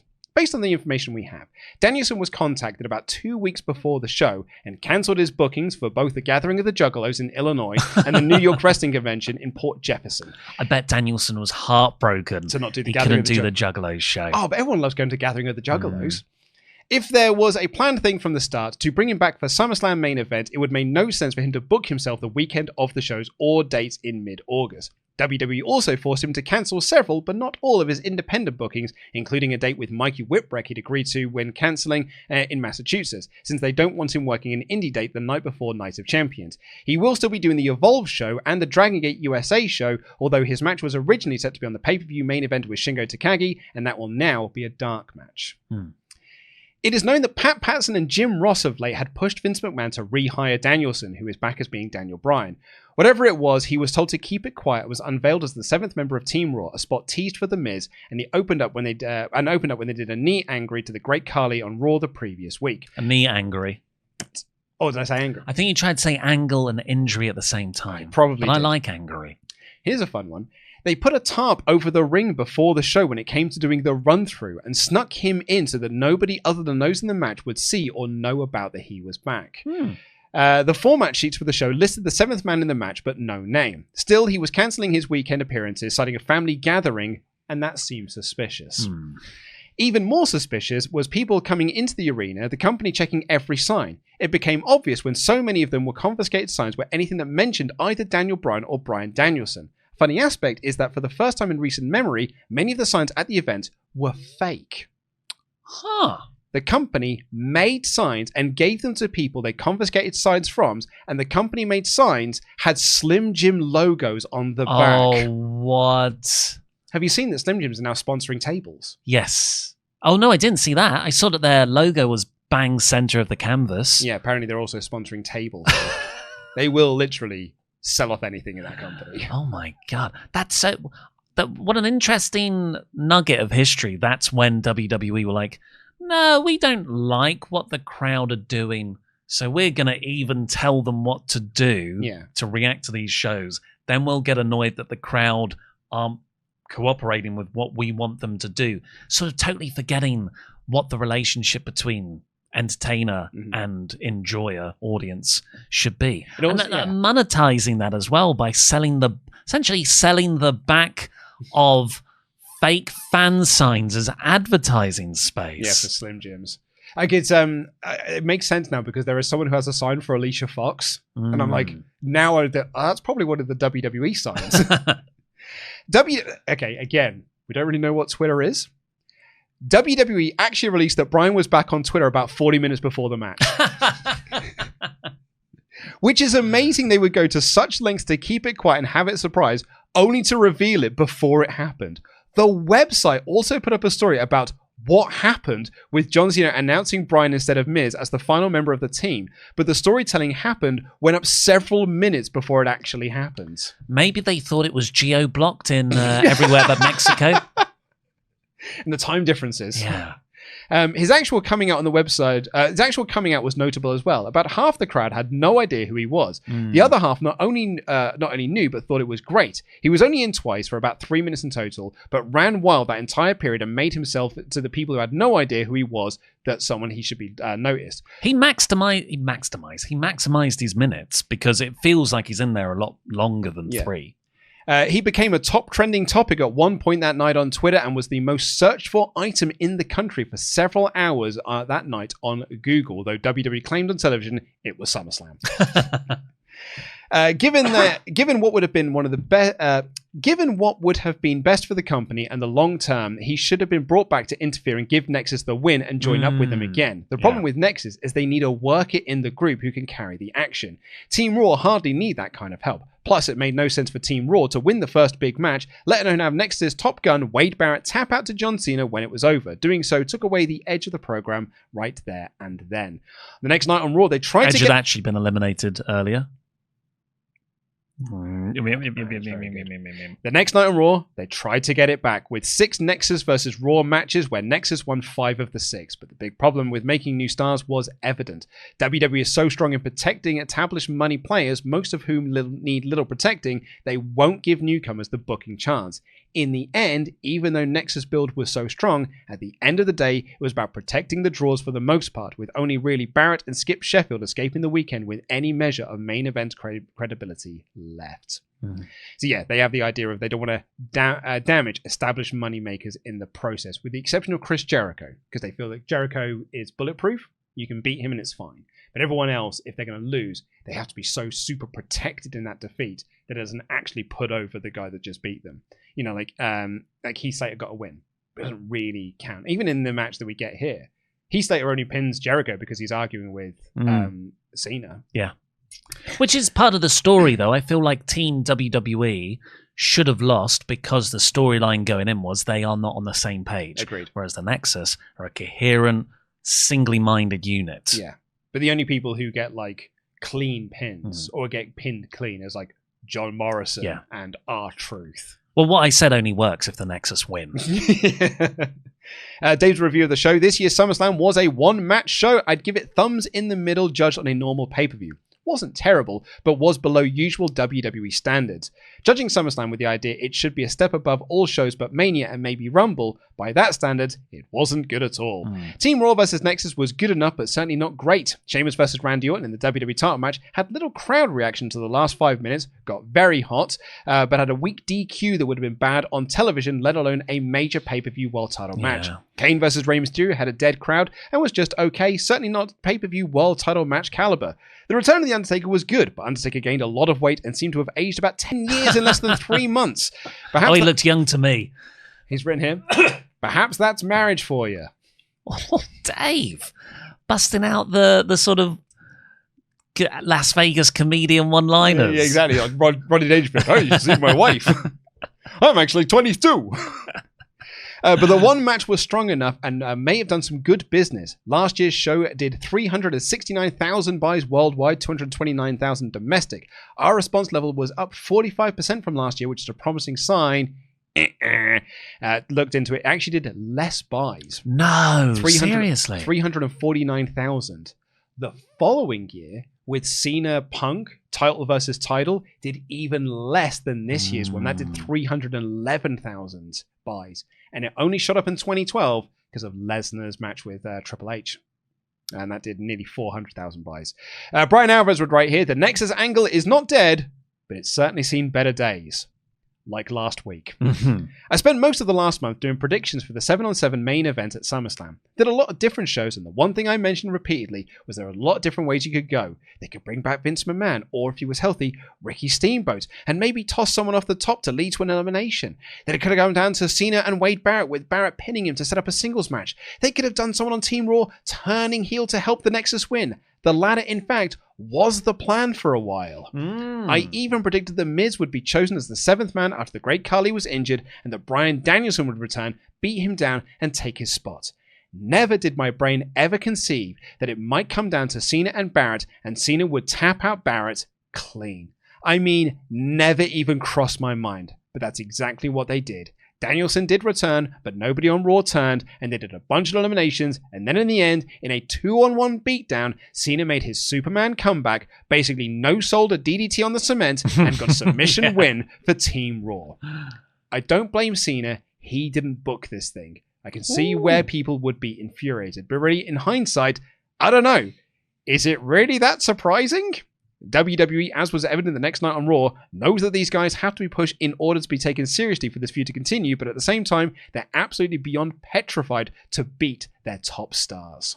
Well, as we know, Bryan Alvarez, Cena did book this finish. We'll come on to that later, because there's a little bit of, I think, a bit miscommunication about what Jericho and Edge said on their podcast. Because it kind of contradicts what Jericho says in his book. And I also think there's a little bit of, I think some of it's been taken out of context. Oh, okay. But we'll come on to that later. Interesting. So, Heath Slater does have some harsh words to say. The other thing about Bryan Danielson, this is my last bit of news before we can get into the show itself. Danielson's final shows with Dragon Gate will be in Chicago against Yamamoto, and then in Milwaukee against Jon Moxley. No way! His final match before returning to WWE was against Jon Moxley. His future Blackpool Combat Club brother. And his retirement match. Yeah, of course. Huh. Yeah. Look at that. What a nice mirror image. There's a change coming in the air. No, there isn't. The same top lads are going to be the top lads. But the video package ends with 7 deadly sinners must be stopped. But what if they succeed? Yeah, well, it would have been better, I think, if it succeeded. With the 7 deadly sinners thing, that made me think of our TNA series. I can't remember which pay-per-view it was, but they run through like, here's 7 more deadly sins. Yeah. And then they just list things like angry, sleepy. Yeah. I did like the end of it, where it's like, but what if they succeed? Oh, what if they succeed? It's really overwrought and dramatic. A lot more like the Vince pantomime style. Yeah. You wouldn't get that these days with Triple H and Nick Khan. No. You'd get Bad Bunny come out. No, you'd get this basketball players here, and he likes WWE. We're all cool now in the WWE, but back then with Vince, the disaster that will happen. What if they succeed? Can you imagine what will happen to the landscape of WWE? I think that is actually one of the things this match is sort of missing. It's not like Invasion or Survivor Series 2001, or actually I'd say Bash at the Beach 1996, because that is really more about a case of like, these outsiders are coming in. We can't have the outsiders beat us here. And then it turns out, actually, there was a guy on the inside working for them, and now they're this new group, and then they become the NWO. But I don't think it's like Invasion or Survivor Series 2001 where there are stakes on the line. If Nexus win... Well, that's bragging rights. If Nexus win, what do they win? Well, exactly. What if they succeed? It's like, it's only Please tell us, help us out. We've got no stakes for the match. It's only just sort of hit me now. But yeah, well, what if they do succeed? It'll still be Monday Night Raw tomorrow. Yeah, but it's so easy to say bragging rights, but I do think, and living through it at the time, Team Nexus beating Team WWE didn't really need anything on the line. It was just like this, it's a changing of the guard. That's what's on the line here. Yeah, I don't think you need a title shot because it was such a well-done angle 2 months previously. Yeah, maybe I'm only asking this question because they don't succeed. Yes. So the actual landscape of WWE doesn't change on Raw the following night because, well, they won. And Nexus win again, but has it changed anything? Because they win tomorrow night, but that doesn't change the landscape of much of anything. Was the Triple H, back when Triple H was a wrestler sort of booking? Oh, yeah, but he beat me all the time. But I did win that one that was the most focused on and the blow-off to the feud at WrestleMania. Yeah, of course. But I put him over all these other times on TV. Look at I may have emasculated him in all of the segments, but he always stood tall, I guess. And yes, unfortunately, everyone, our commentary team is Michael Cole, 2010 Michael Cole, Jerry the King Lawler, and Matt Striker. So someone who is actively annoying in hindsight with Matt Striker, enjoyed him at the time. Someone who actively doesn't engage with the product, Jerry Lawler. And Michael Cole, who is not fully heel, like he's nowhere near full heel. No. In fact, he is pretty much normal Vince era Michael Cole with this 10%, particularly at the end, of growing, actually I'm going to be a heel character moving forward. But that doesn't... Again, people, if you didn't watch WWE back then, Michael Cole wasn't the GOAT. He was this guy who wasn't Jim Ross. That's exactly who he was. You're not Jim Ross. And actually, you're just... Like, Jim Ross had a personality about him. It's what we loved about Jim Ross. But Michael Cole doesn't have that personality. Oh, he gets it. He gets it in the next couple of months. Is that what you wanted? Well, that is a monkey's paw right there. I wish that Michael Cole had some personality about him. Our opening contest feels like a joke for the Intercontinental Championship. It's Dolph Ziggler versus Kofi Kingston. Yeah, I'll take any Intercontinental title match from any pay-per-view from 2010 through to 2014, please, Luke. Yep, it is Dolph Ziggler versus Kofi Kingston. Vicky is with Dolph if you're trying to place your timelines of what Dolph and Kofi match this is. He won the IC title from Kofi, which actually doesn't help you place in the timeline where this is. But Vicky's about to do a promo. Which, okay, there are times when I do like Matt Stryker on commentary. And I did like him at the time. We talked about this in the last episode. At least he felt like a fan who cared about what was happening. As opposed to Jerry, who wasn't listening, and Michael Cole, who was just parroting Vince. Exactly. At least it sounded like he cared and was trying to inject a little bit of personality into this. So when Vicky's doing her, excuse me, Matt Stryker's like, it's like music to my ears. It's good stuff. That is good. That's all right, but the promo is cut off immediately by Kofi Kingston. They also mentioned that Dolph tried to get out of this match by saying he's supposed to be on holiday, but Teddy Long forced him to defend that title. Oh, wow. Well, it's summer. People book vacations in the summer. That's true, yeah. Very early on, Kofi does this suicide dive, and Vicky pulls Dolph out of the way, and Kofi crashes and burns. Yeah. Oof. Yeah, he hits the barricade. Landing. Yeah, it's a rough landing. Lot of Nexus shirts in that front row behind that barricade, though. That's cool. We're representing, Yeah, so it was like that. And also, talking of crowd reactions, Dolph's not really getting huge pops like he would in the years to come. So, like, there's a sign that says, I'm a Dolph lover. But now I doubt whether that's legit. Maybe it had Slim Jim on the back of that sign.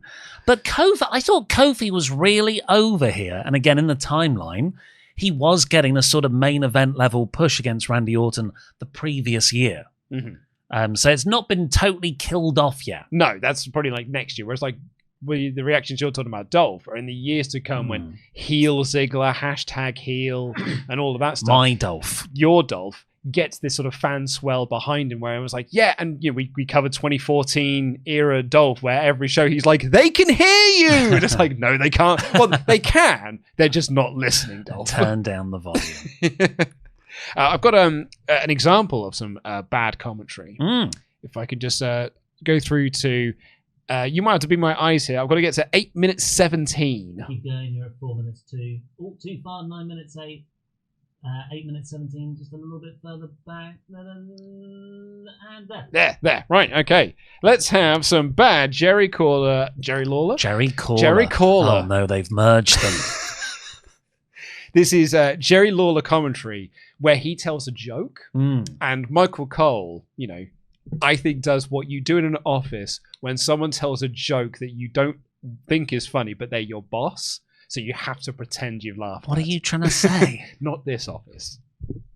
Anyway, on to the match. Moving on. It's not really a joke. It's just I don't like that woman. Well, it is, but also it's, he's making a joke about how restaurants used to work in the 1950s, which is that you would go up to the window and they would bring your meal to you in the car. Yeah, that's how restaurants work now.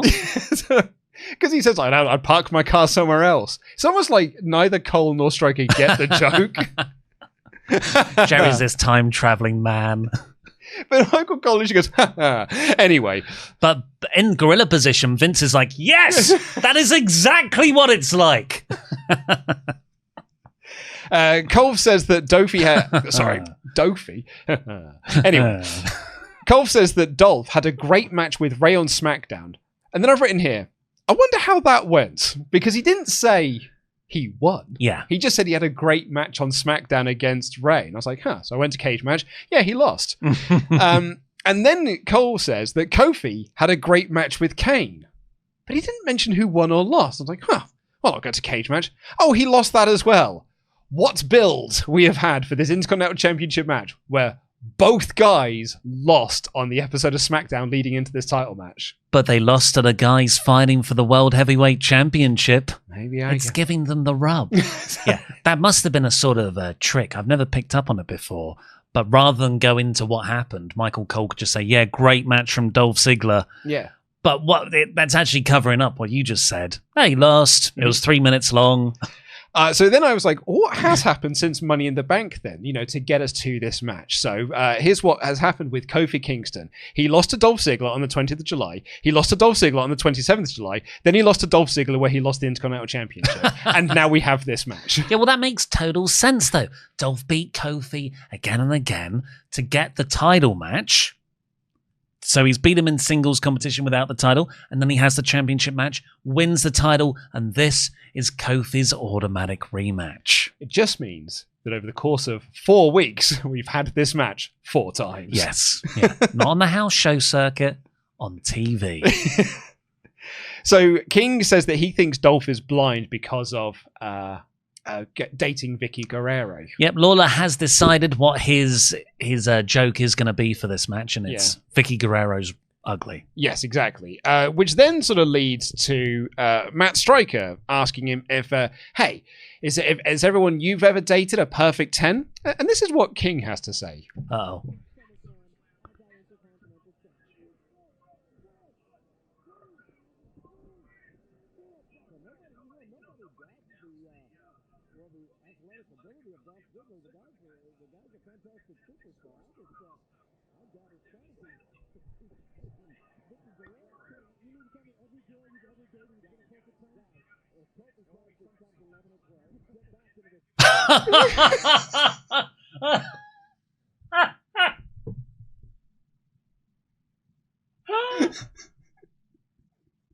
Oh no.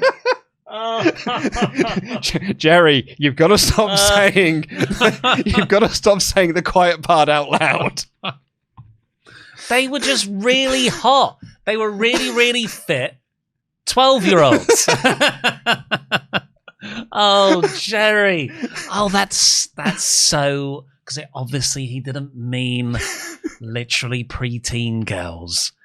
He meant they were so hot they break the 10 scale. They're Spinal Tap. I don't know if that is what he's trying to say. Because it's not... He has made those jokes on commentary before, where he was just like, man, the tough part about having a girlfriend is picking them up after school.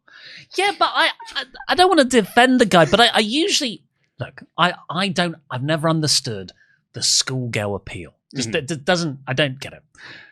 But I always thought, surely if you're doing that, you mean 16-year-old girls. Which in the UK, at the oldest part of school. In the United Kingdom, is the legal age of consent. But like, there's a big difference from 16-year-old girls to 12-year-old girls. That's, not that there is a scale, but there kind of is a scale, I'm not going to rank the pedos. But there is, there are worse ones. Some feel worse than others. If I had to rank, if you made me rank them, if I had to do a top 10 video, Jesus, Jerry, what have you made us do? That's brilliant, though. That's so funny. And then Cole asked Striker, a lot of this match is talking about Vicky Guerrero, because Cole then asked Striker, well, what do you know about love? When was the last time you had a girlfriend? And Matt Striker goes, I love the WWE. Look, this is, but one of my main notes of this match is the commentators are not commentating. They just talk about whatever they want to talk about. Yep. Yeah. So this has all been pretty much dull. Kofi starts making his comeback. We get a famous out of nowhere, and Kofi kicks out of that. Match starts to get really good now. So, of course... it picks up. Okay.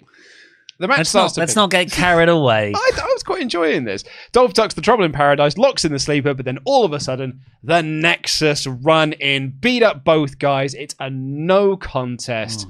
And Darren Young hits his move, which is a full Nelson flatliner, because, previously we were talking about in the June 7th episode, it's just, I'll just do a lariat. It's all I've got for you, brother. But he does a full Nelson flatline, then we get the wasteland to Kofi. And then Wade Barrett's like, that's just a taster of what we have in store for Team WWE. They need a 7th member, but they'll never find one. They can't get along as a sign... They can't get along long enough to sign a birthday card, let alone be a cohesive team. You're either Nexus or against us. Yeah, so... Yeah, we talk about it with the Shield, the breakup of the Shield series we did, how when they first came in, they felt new, they felt different, like they spoke differently. But then over time, they started to cut the same sort of scripted bollocks promo that Vince gave everyone. Same with the Nexus. Not that they ever cut realistic sounding promos, but they started with certainly a realistic angle. But now we have the line in this supposedly fearsome, real invading force. Team WWE can't coexist long enough to sign a birthday card, let alone form a cohesive unit. Yeah. That's not a saying. It's the end bit that makes it so clunky. Form a cohesive unit. That's it. Because you don't think it's the metaphor of the birthday card. I think you could. That sounds like the sort of thing you might say in a British office banter thing. I gotta get along long enough to sign a birthday card. It's not a British office, though. I don't think that line is mad at all. But the end of it is when that's when the Vinceism comes in, when Vince is like, hang on, pal, did you think the audience will understand this? Hammer home the point that they're not a cohesive unit. We've got different... Look, in the grand scheme of things, it does not matter in the slightest. The Nexus, same. You can't cooperate long enough to sign a birthday card. Instantly makes them lame. You can't organise a piss up in a brewery. Well, say that then. Couldn't organise a prayer in a church. Say piss up in a brewery. That's a British saying. Wade Barrett is very British going by his accent. Mm-hmm.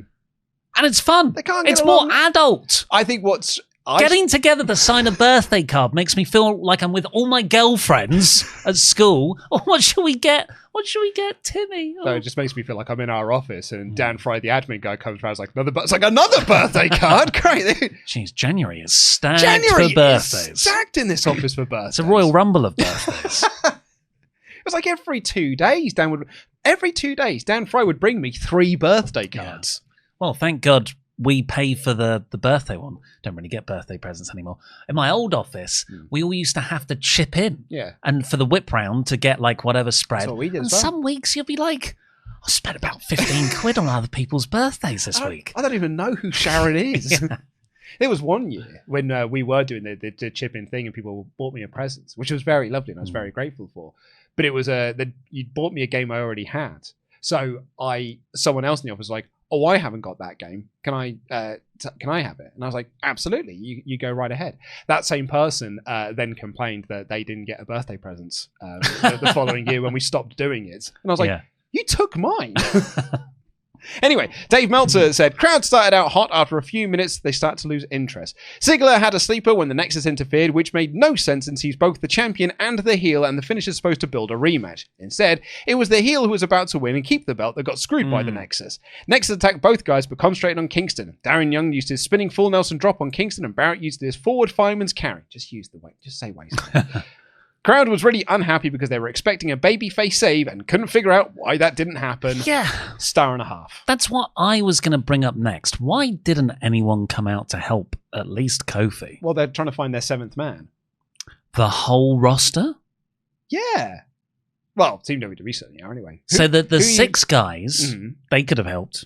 So who do you think, the Hart Dynasty could have come out to make the save? Sure. Look, when in the debut angle, there's a great moment where Punk tries to fight them off as well, but they beat down everyone. It's like, oh my god! Like, and in the Team WWE itself, you've got heels of Edge and Jericho uniting with the baby faces. Why doesn't Dolph try and help?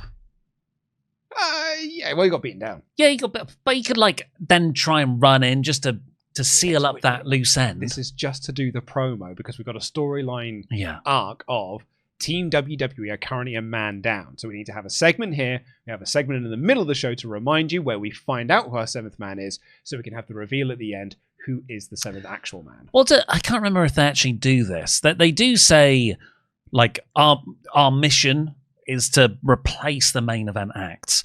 But they never say, look, if you join Team WWE, we're going to take you out before you even get to join the match. Yeah. Cool. Which could be why people don't come out to save Dolph or Kofi. Like Wade could even say to the locker room, look, come on down right now. If anyone wants to challenge us. Yeah. And that's why no one makes the save. And that is why Daniel Bryan has to be kept secret for the main event so the Nexus can't take him out. But then why would the Miz accept? He's a red herring to throw the Nexus off the scent. But then Miz would have to be in on it. You don't have to let Miz in on it. You fool him. Oh, I see what you're saying.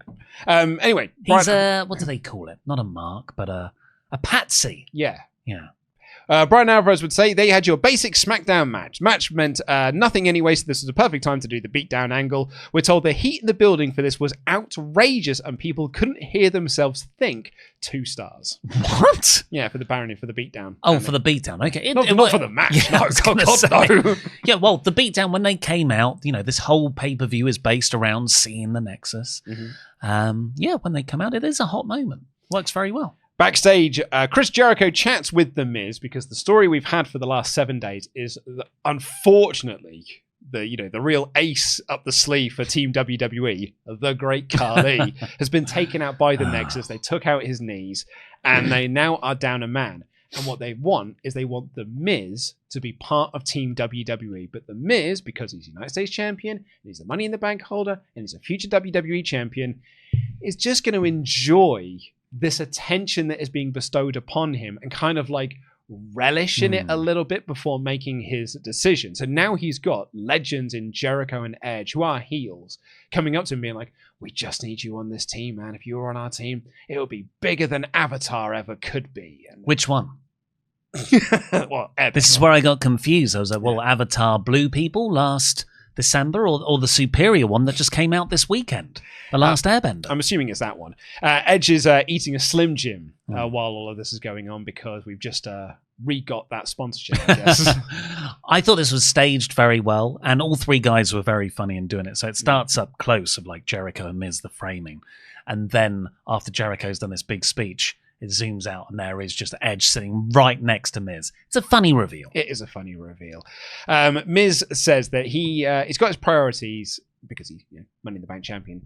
Nexus isn't one of them at the moment. And then he comes back in and he takes a Slim Jim off of Edge. So we'll find out from the Miz later on if he is going to join Team WWE. But before then, for the Divas Championship? Yes. We have Alicia Fox defending against Melina. And I do hate to sound like a broken record, and I genuinely do. Yeah. But this is one of my biggest WWE creative pet peeves. I think this is actually my least favorite character trope that WWE have. The fluke champion who is constantly trying to prove they were not a fluke, and by doing so keeps winning. And then they keep saying in every match, she's out here to prove that she's no fluke. I saw the last pay-per-view. I've written in my notes here. Cole says that Fox is looking to prove her title win was not a fluke. What the fuck was Money in the Bank all about then? Because we just did this at Money in the Bank and she won clean. Yeah, she beat, was it Eve Torres? Yeah. So she won the title. Yeah. She then defended that title. And here she is a month later like, she's out to... We already saw that it wasn't a fluke. She won clean and decisively last month. They did that with Paige. They did it with Carmella. Oh, yeah, Carmella. She kept beating Charlotte Flair. It's like, I don't know if she deserves to be the champion. She keeps beating Charlotte Flair. Do they only do it with women? There must be dude versions. I just can't think of any. Well, they did it with Jinder, I guess. But, Jinder only won because of the Singh brothers. But they never really said, like, he's a fluke champion. It doesn't deserve to be. It's just like he uses underhand tactics to keep the belts. The Jinder run. As our next series. Well, I really want to do Aces and Eights now. But what would we learn from the Jinder run? Also, we can't do the best thing about the Jinder run, which is the India shows.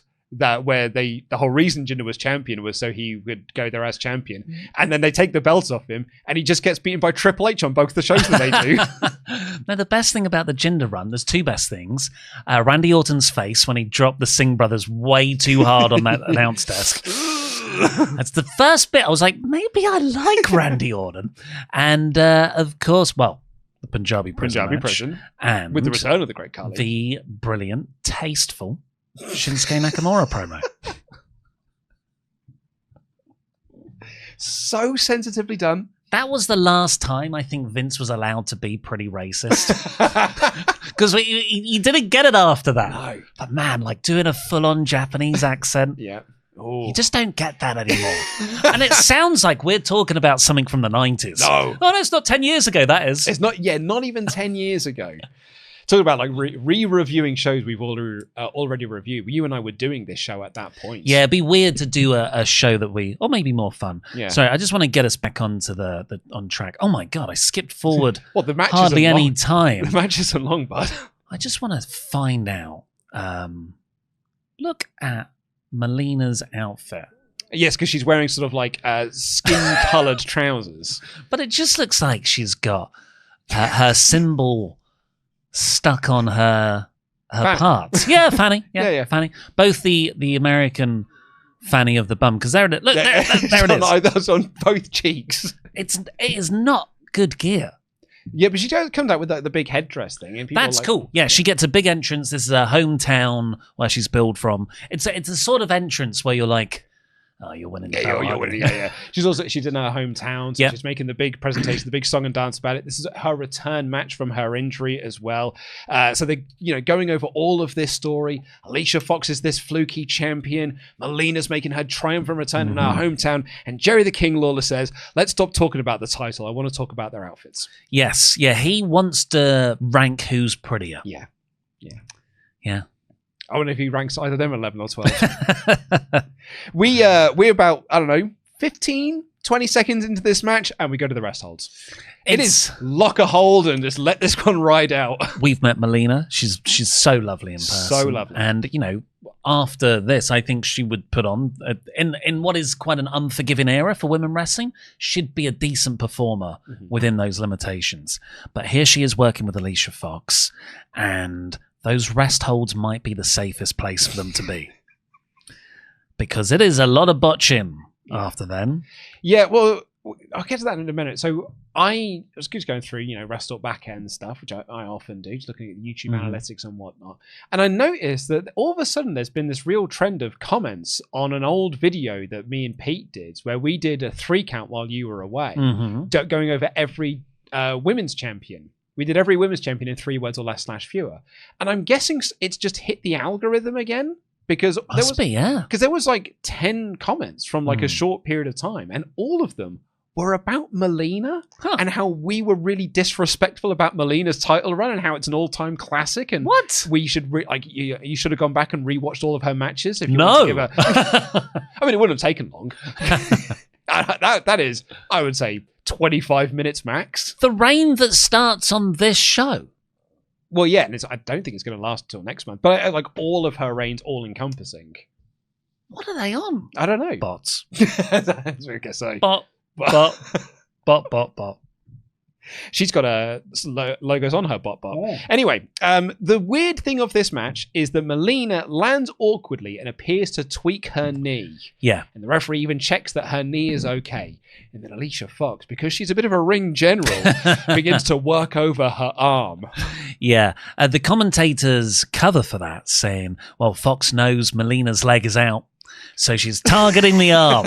It's what all the old veterans tell you, isn't it? Yeah. Work over all the body parts. What Bill DeMott told Kenny Omega. Work over every body part. No, not just the ass, Kenny.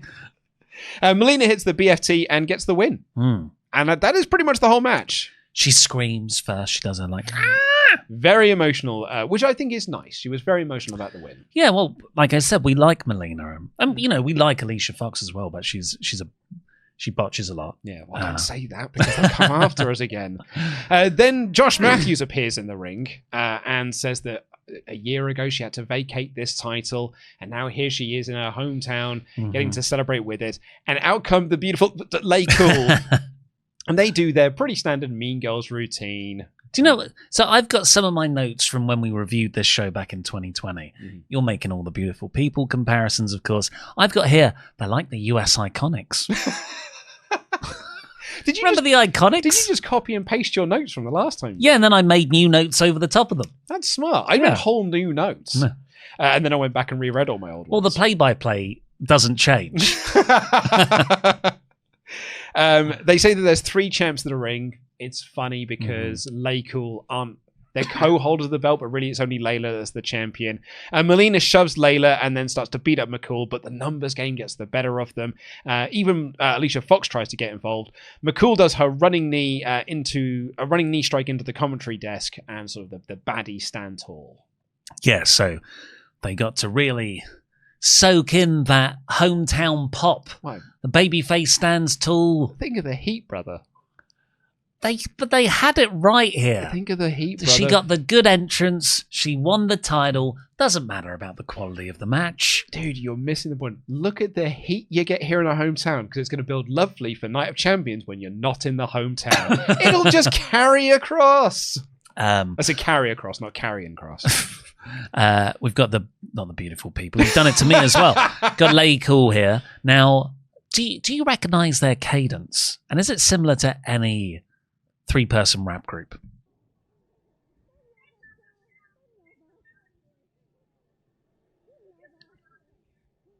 Not this bit.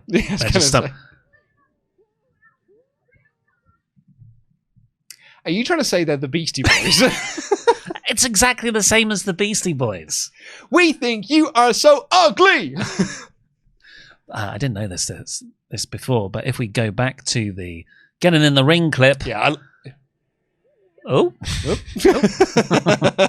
Those are long boots. They are long boots, you know. Also, I do really love watching wrestlers fill for time when they've run out of their scripted things to say. So it's like, yeah, you know, here we go. Get in the ring now. Get in the ring now. Dave Meltzer would say, match wasn't good. Melina won with the face first snapmare. It's not as exotic when you put it like that. Nobody thought it was the finish. 1/4 star. Oh, I mean, I'm not going to argue with 1/4 star. I just feel like it's inconsistent when he ranks other matches 3 or 3.5. I know. It just does. I think star ratings for Dave Meltzer was just a gut reaction. I don't think he gives it much other thought than the second it finishes, star and 1/4. Yeah, which is the best way. Yeah, 5.5. Brian Alvarez would say, Melina ran wild early, then did a headstand out of the corner and sold her knee. It was weird. The ref stopped it for a second to see if she was okay, and she said yes. So I wasn't sure if it was a legit injury or a fake injury, and they tried to make it look like a non-work legit injury, if that makes any sense. And no, it makes no sense to do that. Alicia worked her over, but did not work over the knee, which makes no sense unless it was a real injury. So she did nothing for a while, then made her big comeback, didn't sell the leg at all, and hit the reverse stunner deal for the win. Melina wept afterwards. Presumably this was a real injury, because the match really went downhill after the knee spot. Maybe she just tweaked it. 1.5 stars. What a rider Alvarez is. Very funny guy. He's a funny guy. So yeah, this was here to build the match that we're going to get at Night of Champions. And then, I don't know if you got this on your Netflix version, we then got a promo for Night of Champions, which you can go and listen to our review of over at patreon.com/WrestleTalk. Nicely tied in. Thank you. And then it cuts to the crowd. We're in LA, so there's some celebrities there. Trace Adkins is in the crowd. Who? Trace Adkins. You know... Trace Adkins, guy. Trace Adkins. It's a very different sort of racial makeup to what WWE focus on now in their crowd. I feel like in 2010, here's some white guys who do country music, and now here's a lot of rapper guys who also do country music. I don't know. They show Marlon Wayans next. Yes. Well, yep. I was more talking about musicians, but yeah, Marlon Wayans is next. He's my guy. Because he's in the Scary Movie movies. He doesn't. He is indeed. And I did love the Scary Movie 1 and 2. 1 and 3, rather. Although he's not. I love 2. I know a lot of people really love 2. I never got on with 2. We've probably had this exact same conversation in the other episode. They also say that Michael Clark Duncan is there, but they never show him. How? I know. He's so big. Because Marlon Wayans is there with his family, and they're like, yeah, Michael Clark Duncan's also here. He might not have been. Not going to show? He probably was, because he's a massive WWE fan. He almost ruined the main event of WrestleMania 2000. Not that it needed much help. But they opt not to show him this time round. Well, I probably told this. I'm now really aware of us saying the exact same stuff that we did 5 years ago. But yeah, because we've never redone a show like this. But Mark Henry was one of his pallbearers at his funeral. Oh, yeah. I think you do. You have told me I've told you that before, yeah. But I think we might have just mentioned that any time Michael Clark Duncan has shown up on a WWE show. Because this is not the first and it will not be the last, I don't think. Well, we probably also mentioned it in Daredevil when we reviewed it it for probably Cutscene. was then, actually. So I'm going to just skip ahead a little bit because our upcoming contest is it's a 3-on-1 handicap match as the Straight Edge Society take on The Big Show. Focus on the hand, ECAP. Get it? Oh, hand. good. Big Show's hand is broken. Now I'm scared I made that joke already as well. I mean, look.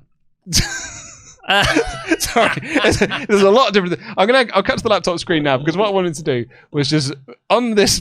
We have a recap from SmackDown where they break the hands. Good angle. It's a very good angle, but there's some moments when you get some really good Big Show faces. There's one in particular. It's the one that made me laugh the most. And yeah, we had one just a moment before then, which is just. You don't want to miss it. There it is.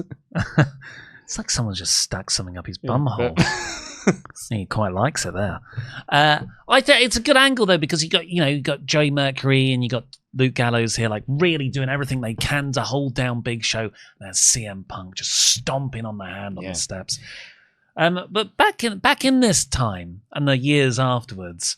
Do you remember the Facebook page Wrestling Memes? Oh, I do. Yeah, he's still wrestling to this day. He was Blue Kane. Yeah, well, right. Until he got lots of cease and desist to stop doing the Kane thing. Well, yeah, Tom, and he used to come to the old Wrestle Talk TV tapings, and his nickname was Memes. Yeah, and we hung out with him at Wrestling Media Con and everything, and his tiny car. Oh yeah, that's right. The car that when we went over speed bumps, we could hear the wheels hitting the car. It was not meant to hold that many people. It was not. But in that car, was it me, you, Memes? It was Botchamania, Matthew of Botchamania, and I cannot remember who was it. Laurie in the car? No, I think that's enough people for that car. I think you think there were 5 people? I think there were 5 people, which is why it was weighed down so much. And I think it might have been Laurie that was also in the car. But I don't like these sort of Big Show faces. He used them a lot, and just like his Facebook profile or the cover picture, so good. Because he was just a gift. He's a really good facial guy. Yeah. You're talking about Big Show, not Memes. Yeah. Because Memes is the guy who just sort of got a second wind for Billy Gunn and got whomp over as a meme template. Oh, did he? Yeah. Oh, good for him. I loved wrestling memes. That was genuinely me and my friends before I knew Memes as a person. We were all big fans of that and Botchamania. We would. There were just never enough for me. Yeah, or me and Mike, whoever, would just crowd round the laptop screen and just go, and then maybe a longer pause while you read everything.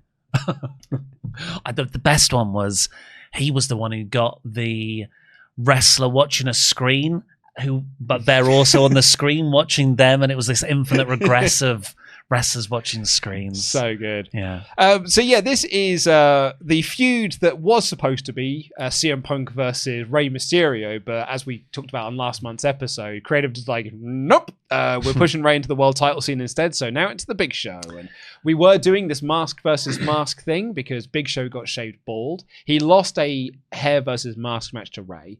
Then he puts the mask on to cover up that he's bald. So the great gimmick. Great gimmick. So the gimmick was then going to be to build to a mask versus mask match that Punk would lose. You rip off the mask and reveal that he's bald. But because they dropped that angle, on SmackDown, Big Show just took the mask off. Yeah. And it was just this... I remember the reviews at the time being like, what an unceremonious moment that was. You barely built to it. He just, on a random episode of SmackDown, just went... Whoop.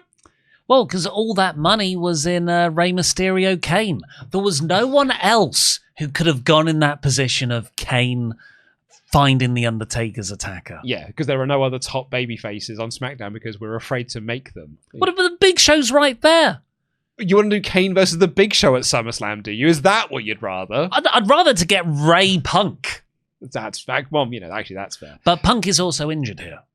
Yes. He's legit injured, which probably might have scuppered plans. They changed tact. But if I may have a little bit of a gripe with Phil, with Mr. Punk here, the whole gimmick... Tread carefully, my friend. The whole gimmick here is that you're bald.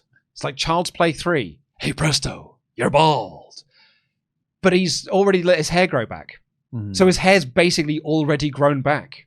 So you did this whole hair... You grew your hair out so long and you made yourself look so awful and greasy to do the big head shave thing.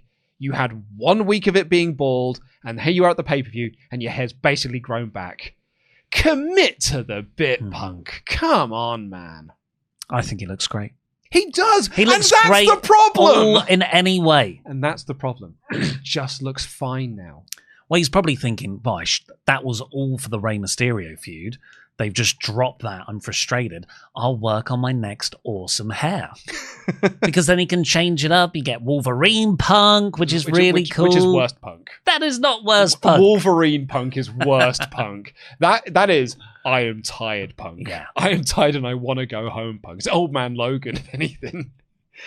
And I was actually actively annoyed in this match anyway. Not just because that Punk's hair is basically grown back. Oh, I hate this match. But Big Show just comes out and he's smiling and happy. And I'm like, kind of thought you'd been, given that big angle we just saw on TV, you'd be more upset about this. And it turns out the reason why he's so smiley and happy is because, lol, it didn't matter anyway. His hand is fine. Yeah, and who reveals that for the Big Show? Dr. Chris Amann. CM Punk's worst enemy. He looked at the hand, gave it a Z-pack. Put a couple of Z-packs on that. You're all absolutely good. fine now. Look, I can't remember every single crap Big Show match we've done in this series. But this is not the first time, even recently, where Big Show has come into a match saying he's injured, right? Mm-hmm. And he's not injured, and then he beats up the person. Yeah. Was that the Cody Rhodes story at Mania? It was Cody Rhodes at Mania when he speared Cody in the dick. Yeah. And we also had the Del Rio feuds, which was more built around Big Show going, "Roar! Roar!" But was it revealed that he wasn't injured? No, that was just he was upset at times. So specifically with the Cody one, I suppose this one came before. But like, why do you... I guess you can't do... If you decide Big Show's going to win, then he can't have an injured hand. Because this is a handicap match against 3 people. Yeah. It's Punk, who is injured. It's Luke Gallows, and it's Jay Mercury. Yeah. They should be winning this match. Everyone looks at the Nexus like the Nexus didn't win. They buried the future of that faction. What about this one? Well, he beat the Jabronis, and the reason why he beats the Jabronis is because CM Punk left the match and effectively offered them up as a sacrifice to the Big Show. Because that is more or less what this match is. Just that, you know, they point out that Big Show won a handicap match on SmackDown against some quote local yokels, and then like the heels work him over. Big Show makes a comeback. Big Show gets a bit rolling with some running knees, which are really good. It's a double bulldog by Punk and Mercury. It's a bit messy. And then Punk starts going back for the hand, but then Big Show makes his big comeback, so Punk just bails out the ring. Serena grabs him, and they run up the ramp, while Big Show chokeslams Mercury on top of Gallows for the win. Yeah. I love the Straight Edge Society. This is when I was really getting into Punk. I didn't really like... Oh, no, sorry, the previous year, the Jeff Hardy heel turn, that's when I fell in love with Punk. So I was mad excited for Straight Edge Society because one of my things I loved about Ring of Honor Punk was Straight Edge means I'm better than you. And I loved that gimmick. Like, you know, he did a lot of that with Raven. Straight Edge means I'm better than you. And when he did, and that's the whole point of the Straight Edge Society.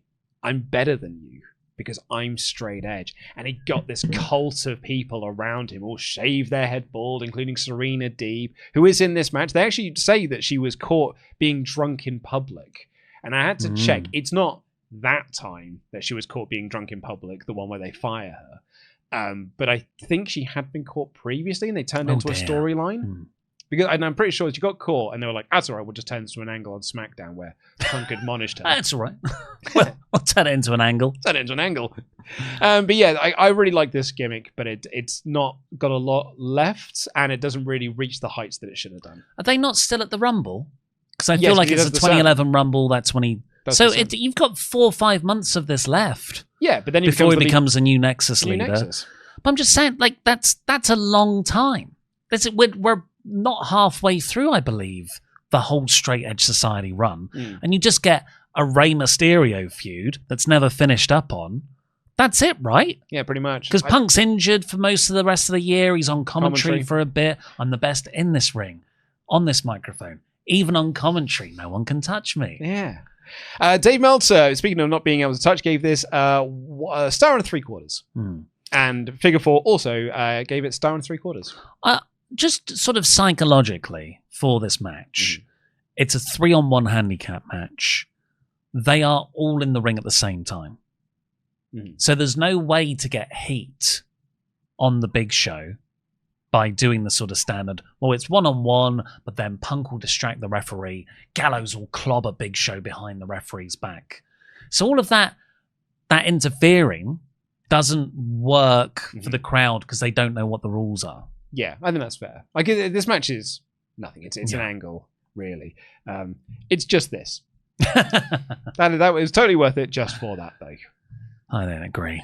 Backstage, speaking of things I did not particularly love around this period of time, Kane promos, which are accompanied with music. I just thought the music always made it sound so lame and so cartoony, because he had music when he was doing in-ring promos, and then he has music when he's doing backstage promos, but then people walk in and the music stops.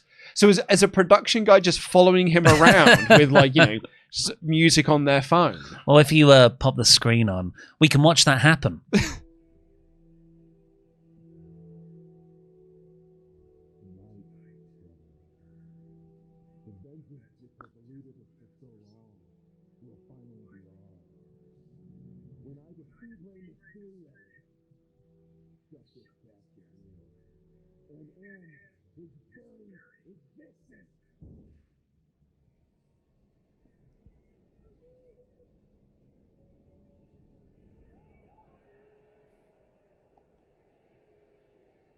It's just so weird. So yeah, for audio listeners, Sheamus just walked in and Kane closed the lid, which signaled the end of the music. So can Sheamus hear the music? That's my question. It's Warrior in the mirror. Who can hear it? Who cannot? I think this is the same room that AJ must walk into in the Money in the Bank 2020 match. You got the purple curtains, you got a little casket, some candles about. Yeah, it does look, if without the casket in there, quite relaxing. Yeah. So, we just heard the promo then, but it's like, we are going to eliminate Ray's existence and get our Avengers, and, you know, the overwrought stuff that they have. You know how, when sort of amateur actors or kids at school act, but they're trying to be serious about it. Like, I need to give my character a physical thing they do. You see Kane rubbing the casket. Casket. He's well into it. But yeah, Sheamus walks in and he says, that casket is too big for Rey Mysterio, but it's the right size for Randy Orton. We should team up. And Kane's like, no. Yeah. And Sheamus is like, well, I'm the real big red monster. That's what they call me. And Sheamus laughs at him again, and Kane laughs at him and says, like, you got guts, which will be all over the floor if you interrupt me again. Oh. Is Sheamus Irish? He is. Yeah, he is, because he says that in the promo. He wants to drive Randy out in the casket, just like St. Patrick drove the snakes out. I'll do the same to the Viper. I think what someone did is they went to the Wikipedia article for Ireland and then was just like, historical moments, just got a list of them, and then we're like, let's just try and work each one of these into the promo as we go. Do you not think it's Vince? Because Vince reportedly always had a soft spot for Ireland, sort of where his ancestors are from, and Irish wrestlers. You wouldn't know that by how he booked them, but he's got a soft spot for the Irish culture. So maybe he's like, I consider myself something of an expert, Sheamus. Let's get in this pretty niche reference to St. Patrick and the Snakes. Indeed. Who were the Snakes? I believe communists. Wasn't it us? No, I think in their version, it's literal snakes, but it probably is a metaphor. It's what Whacking Day is based on. Yeah. It's just like, I don't know enough Irish history as opposed to, you know, we tried and failed. That's pretty much all I know about Irish history. We tried to make it work. We tried and did not succeed. Yeah. And the only other thing I know about Irish history is from that incredible scene from Alan Partridge, which is when he is being, I could do the tourism board video for Ireland. there is more to Ireland than this. And I understand what Bono was talking about. Sometimes you wake up and you read the morning papers and the kids are running around, you're trying to enjoy your breakfast, and you just think to yourself, Sunday, bloody Sunday. But anyway, yeah, so we are not getting a champion versus champion match at Night of Champions, but they will be defending their titles at that show. We got some more talking coming up as Ollie exits frame, as The Miz comes out to finally give his answer as to whether or not he's going to be part of Team WWE. And he asked the crowd, do you think I should say yes? And the crowd don't really react. There's some people chanting no. Yeah, some people, but what I think they were looking for was like this big resounding boo, no. But because this is scripted, he just pretends that they did anyway. And then I think has a really fun routine where he makes up a load of stuff about each member of the group as to how they wanted him to be in there. So it's like, Brett came up to me and he told me that I'm the excellence of execution and I'm the best there ever will be. John Cena came up to me. I'm the only guy that can see John Cena. Chris Jericho gave me his Fozzy CD and I threw it in the bin. It's this sort of heel act that works very well as a heel to all the mainstream fans or casual fans. But to us who like the heels and, you know, when he's saying he threw Fozzie's album in the bin, that's funny. We're going to cheer him. And this is the sort of genesis of those cheers from our sort of people that were behind Miz in that WrestleMania main event the next year. Were there people behind them? Honestly, I was. Solomonster was. We were behind this guy. I'm just going to correct you when you said kind of, because it wasn't. I'm not part of people. I'm not with you on this one. People. No, not me, I'm afraid. He also said that John Morrison came up to him and admitted that he is the Marty Jannetty of their tag team. And I'm the Shawn Michaels. Very good stuff. He said Truth wrote him a bad rap. I am WWE's only hope, and me joining Team WWE will be bigger than Arnold Schwarzenegger returning for Terminator 5. Yeah, I was a bit confused by that one because Terminator 4 had happened a couple of years previously. Terminator Genesis. Terminator Salvation? Oh, right, Terminator Genesis, which is known as Terminator Mega Drive in the UK. That's coming up in a couple of years. That's 2015. Is it really? And so I thought, well, if you're making a Terminator reference, surely Terminator came out a couple of months ago, or a trailer's been released for it coming out. No, we are like bang in the middle of no man's land between Terminator franchise installments. Well, is it because he's governor? Is he governor of California at this point, and that's why he's making this joke? Because he's not going to return to the Terminator franchise because he's the governator now.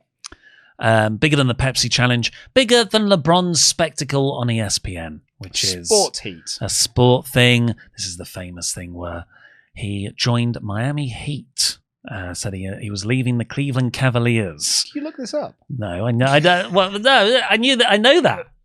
It's the famous ESPN The Decision special that they broadcast because he wanted to team up with Dwayne Wade and Chris Bosh. Were they in NXT? That is totally from my memory. They're NBA players. Oh, I see. Who must have played for Miami Heat. I thought they were going by that decision. I thought they were in season 3 of NXT. Chris Bosh is too good a name for a wrestler in NXT season 3. And actually, called Chris Wank. Season 3 was the ladies' one anyway. Should have been season 4, The Redemption. Chris could have been spelt Christine. You're absolutely right. Christine Wank.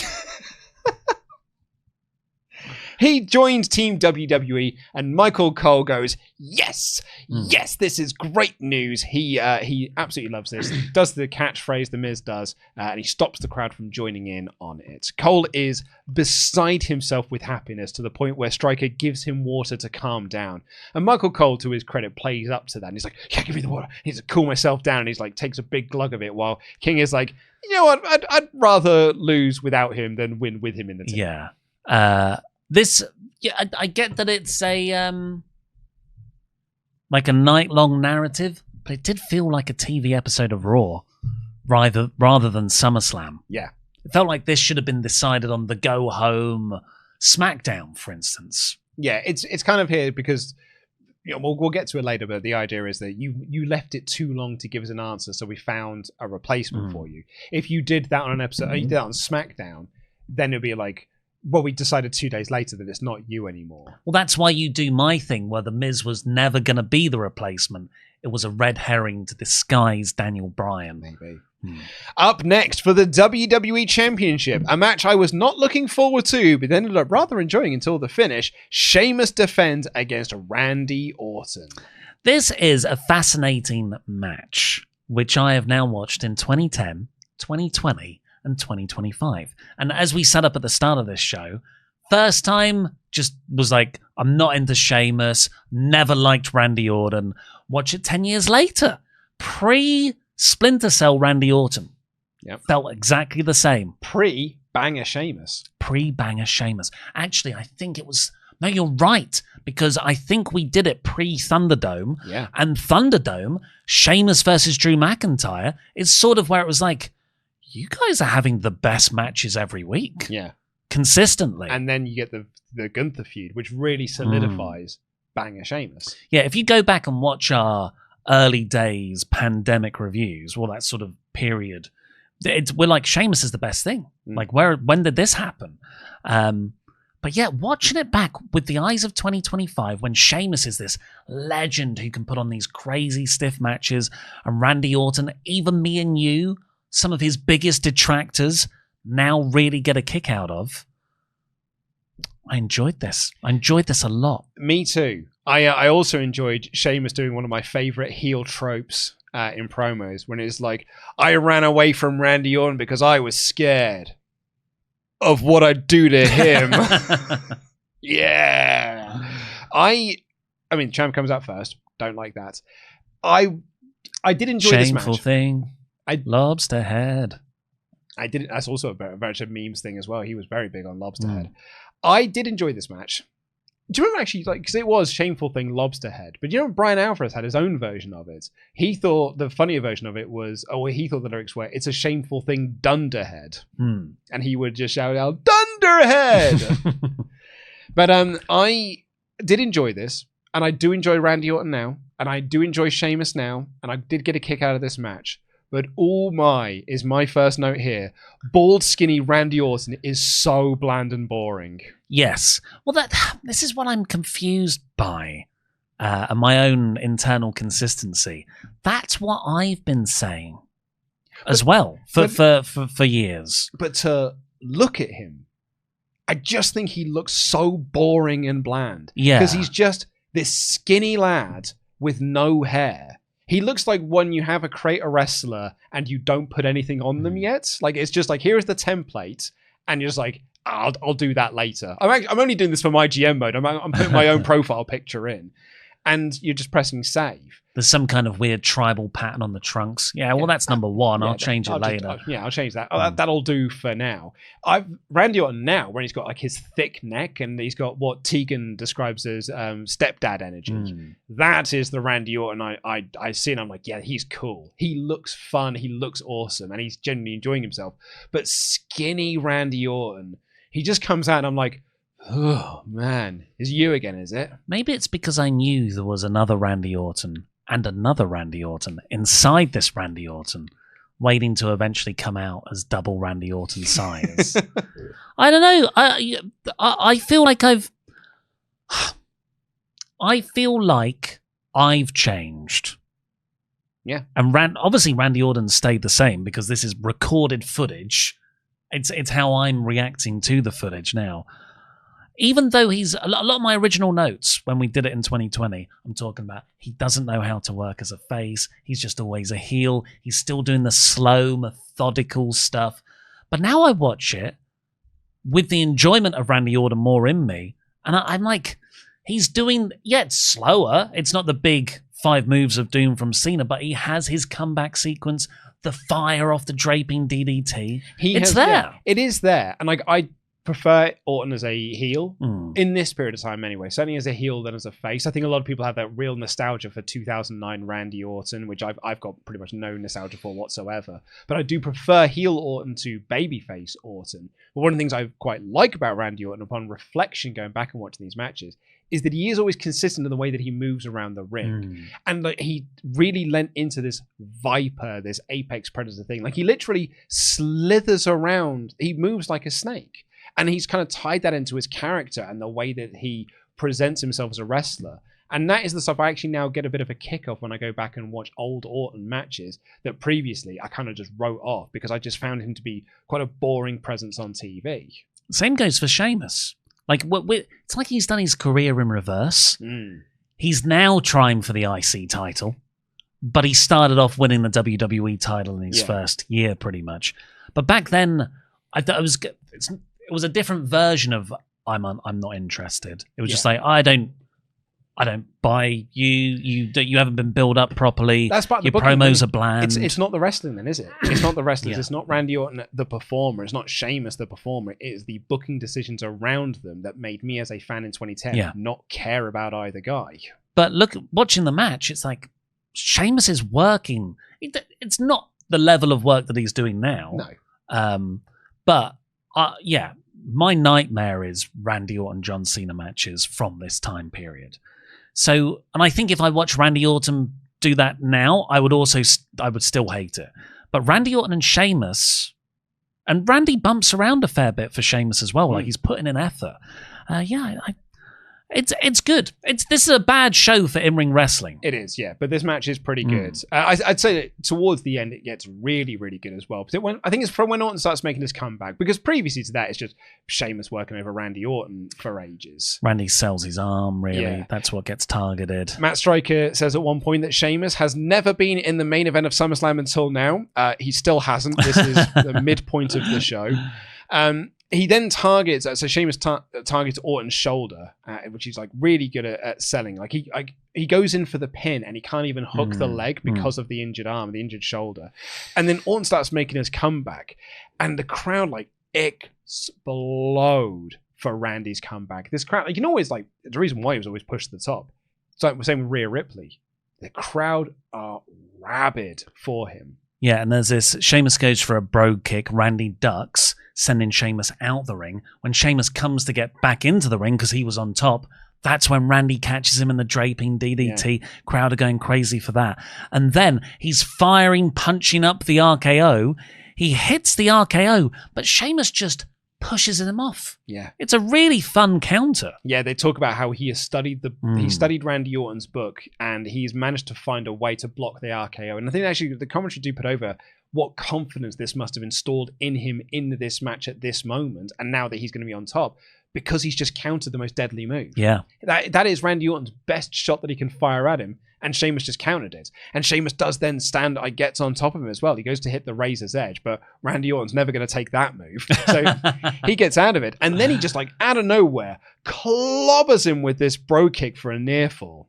But, you know, Sheamus learned a lot from his feud with Triple H because he knew he wasn't winning, so he took ages to get into the pin. Well, that is one of the more protected moves in WWE still to this day.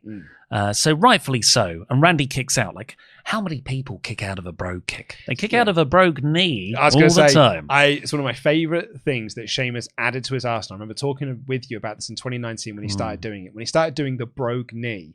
Because if you're there live, it looks like he's just hit his finish, which makes you think that's the end of the match. So people kick out at 2.9 and you react massive to it. But it always protects his finish because it wasn't his finish. Love it. Sheamus then gets a chair. Why? The referee tries to take the chair off him. Sheamus throws the referee outside and the referee calls for the DQ. Like all of that good work you've just done. And you have that crappy finish. Because they are afraid to have Randy Orton lose.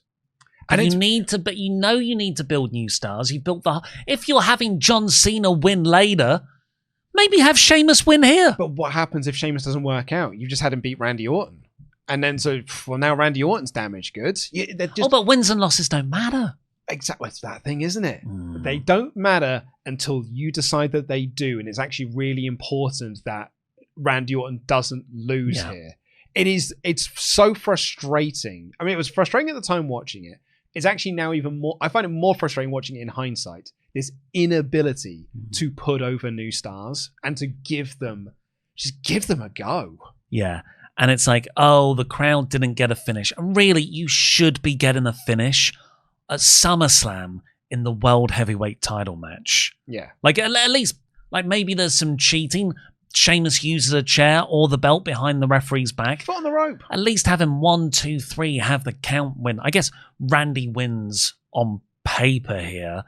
But this way you protect him in another form of defeat. So their way out of that is, we'll do an angle afterwards and Randy stands tall. Yeah. So who's the real winner? Still Randy it's twice. Randy because he won. Yeah, because he won the match. But Sheamus is still the champion. It's such an uninspired finish as well. Sheamus gets a chair and the referee tries to pull the chair off of him, and in so doing, the referee falls out the ring. And then the referee's like, "This has gone too far. Call it off." It makes the actual promotion look incompetent. Yeah, it's such a bad finish. And then they do it as a joke because Randy Orton then lays him out with the RKO on the table, which Sheamus takes like an absolute champ. The table doesn't break. And then they announce, and still your WWE champion, Sheamus. It's a gag to be like, look at this clown. He's the WWE champion. And this is why you guys never get over that you're trying to push. Yeah, and then about 5 people chant for The Miz to cash in. So Dave Meltzer said the announcers pushed it as being the biggest championship in the history of sports entertainment, not even giving lip service to the SmackDown belt being equivalent. They again pushed Sheamus has never beaten Orton, even though he pinned him at the Raw in San Jose in March. They brawled into the stands. Match wasn't much early and the crowd were not into it. Crowd got into it about the 13-minute mark when Sheamus missed a charge and went into the post. Referee Jack Doan grabbed the chair and they struggled over the chair, and Sheamus ended up pulling it, and Doan took a bump out the ring. Doan called the cheap DQ and the crowd hated that. To make them a little happier, Sheamus went for a chair shot, Orton ducked, kicked Sheamus low and gave him an RKO on the announce table, which didn't break. Even though Sheamus was laying there, no Miz coming out to cash in. He does eventually address this on TV. There were like few people trying to get a "We Want Miz" chant going. 3 stars. How does the commentary table sometimes not break when 2 heavyweights literally jump up and land their full body weight onto it, but other times they've not even moved and it collapses for a pedigree? It just depends on how much you hammer in the dowels. They really keep those things together. Damn those dowels. That was 19 minutes long, by the way. And then we had a DQ finish. We got 19 minutes and then, oh, no, that was a waste of time. Yeah. Brian Alvarez would write, Sheamus got all pissed and grabbed a chair. The referee tried to stop him, so Sheamus threw him outside for the DQ. Same finish they've been doing on the house shows. Fans did not like it one bit. Sheamus tried to hit him with the chair afterwards, but Orton ducked underneath, fouled him, then grabbed the chair. He stood there for a long time, then had a better idea. He took him outside, cleared the announcer table, gave him an RKO on top of it. Table didn't break, so that had to suck. 3.25 stars. Well, I am very excited to be getting up. Don't put it up yet. The legendary trailer. Here we go. Here we go, everyone. So this is... You got to type in legendary. You're not going to find it. Oh, that's a good point. You've got to type in trailer 2010.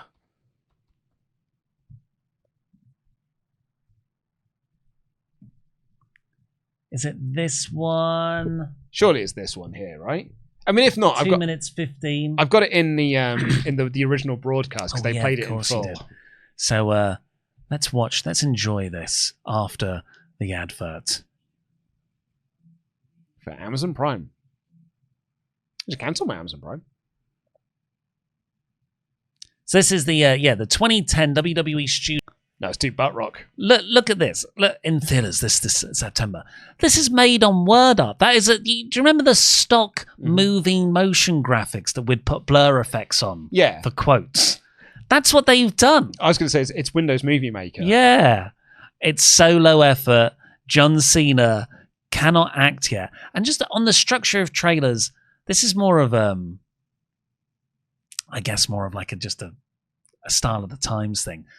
But usually this trailer would build with all the music and this person, a couple of lines, and then at the end it will go, music finish, title of the movie, out this September. Here, the title of the movie comes in way too soon. And Danny Glover.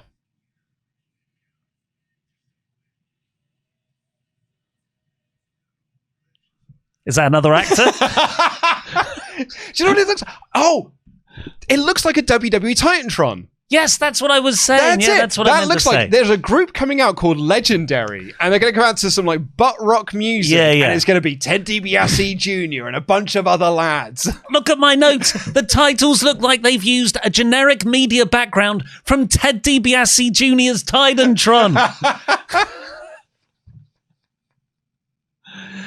So this was the movie that John Cena was doing a serious role. Oh, yeah. Not a serious dramatic role as well, not a serious action movie role like we had in The Marine before. Mm-hmm. Was there another one as well? Can't remember.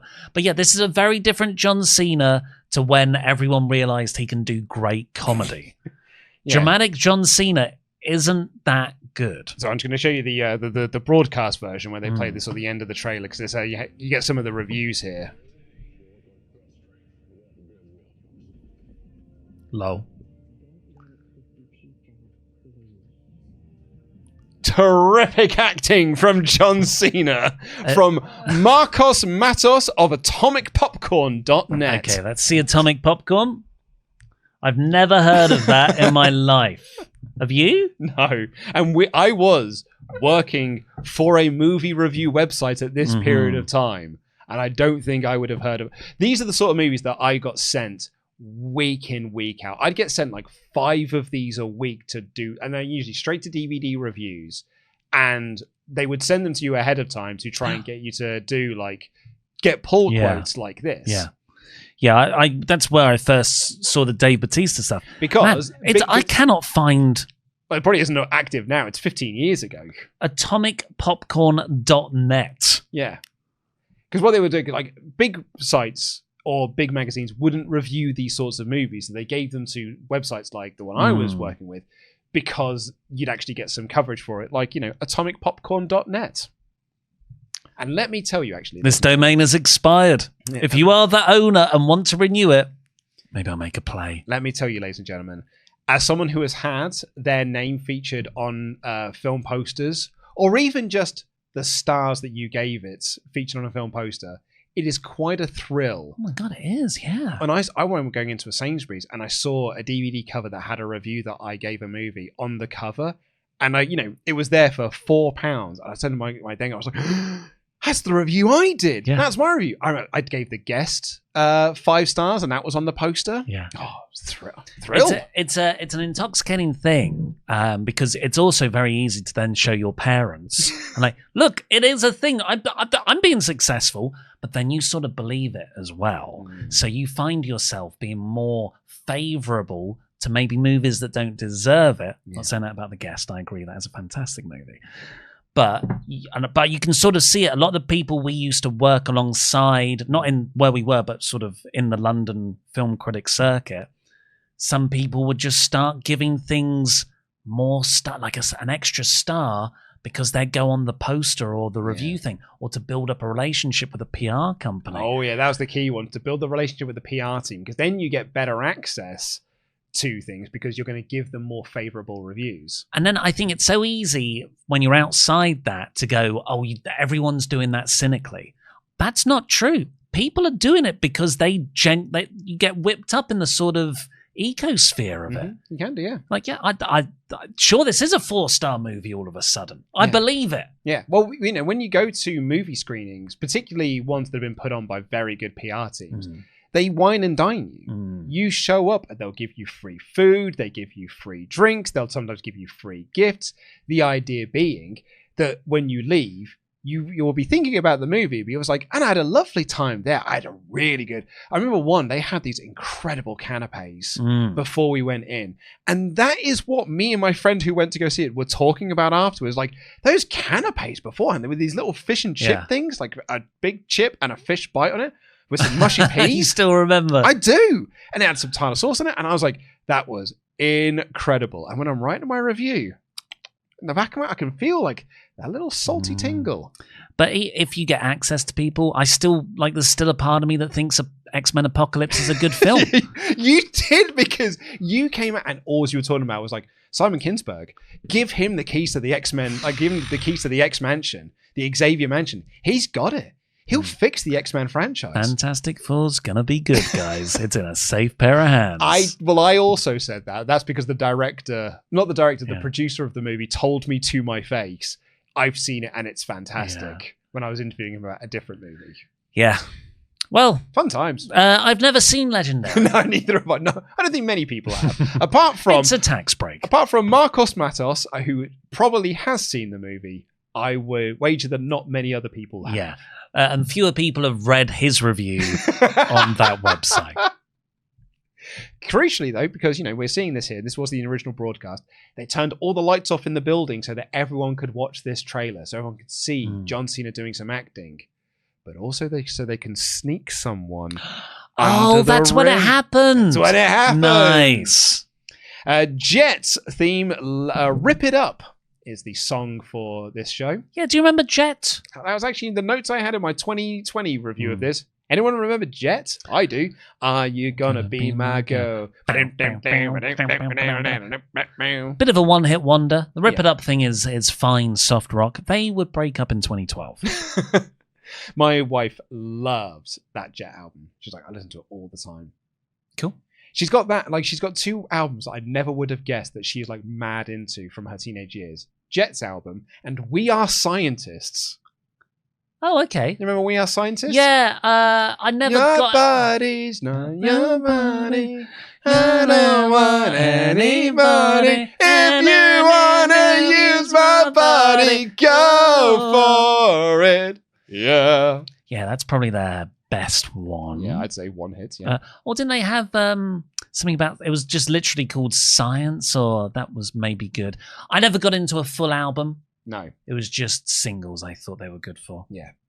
Up next, for the World Heavyweight Championship, the former champion Rey Mysterio takes on the new champion who won it at Money in the Bank, Kane.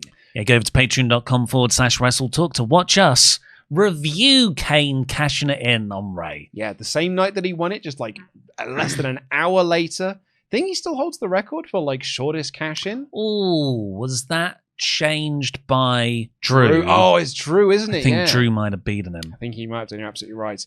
So he cut a promo on SmackDown. He did it for the Taker, and he's brought the title back to the dark side. But he's going to find out who did this to his brother and left him in that vegetative state, because he is Big Red Justice. Yeah, this is an accidental storyline we're also covering with the rise and fall of the Nexus. It's who killed the Undertaker, and Kane's sort of murder mystery. I think everyone realized it was going to be him immediately. Yes, yeah, because the reports had come out that the summer plan was to do Kane versus Undertaker, so likely it will be revealed that Kane was the one that attacked him. But he has now found his guy. He knows who attacked the Undertaker, and it's Rey Mysterio. And he tells Rey that it was you, and Rey's like, it wasn't me. In fact, I know who attacked The Undertaker and left him in a vegetative state on Memorial Day weekend. It was you, Kane. So now we're going into this match for the World Heavyweight Championship with both guys being the number one suspects to who attacked The Undertaker. It's probably Kane. This is the problem about putting Rey in this storyline. He's not a believable person for someone who would have taken out Undertaker. Tell that to Michael Cole, because when he's taking his entrance, Michael Cole's been like, do you know what? I've looked at the evidence and I think it could have been Rey. Yeah, look at this guy's track record. He's turned on every single person he's gotten close to. And he's famously good. And he's there high-fiving children, bopping their heads with the masks and stuff. And he's like, yeah, it could have been him. And Jerry's like, why? And Michael Cole, to his credit, then says, well, the Undertaker being taken out got Rey into that fatal four-way match, and that's how he won the title. Because of that, he had to have the Battle Royal, got into the fatal four-way, he won the title. He actually benefited the most from Taker being taken out. I can't verify that Drew McIntyre thing. It's bugging me, because I know people are going to be like, you're wrong. Well, I mean, yeah. It's probably on the Wikipedia page. You'd think I would have gone to that first. Well, yeah. You? Wikipedia. Fastest. Money in the Bank win. It's still Kane at 49 minutes. Is it really? Dean Ambrose 57 minutes. Yeah, it's because there were like 55 minutes of adverts between Drew winning it. Drew was 1 hour 25. Yeah. Tied with Bailey, 1 hour 25. There you go. There you go. Fun fact for everyone. You can't say that you didn't come here and learn anything.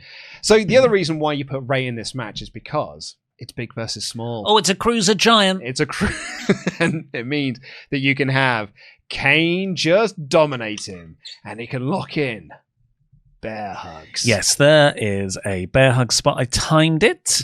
Where did I put this? Oh yeah, stop talking. Oh, sorry. Yeah, well, I wanted to let that hang in the air while you were trying to find your notes. Have I opened up the wrong notes? Have you opened up your old notes? Have I just... when was this made? No, I opened it up from the right... You talk. Let me just double check. I'm in our folder for this year. Yeah. So anyway, Ray goes to the outside he throws Ray to the outside to try and get a count out because he can't make Ray tap from the bear hug, and he does a drop toe hold. Sorry. Got it. Yeah. No, you carry on. No, you go. Well, I timed it as a full minute of a bear hug. Wow. And then he locks in the bear hug again for 20 seconds. Nice. He leaps off the top rope, but Kane gets back up on top.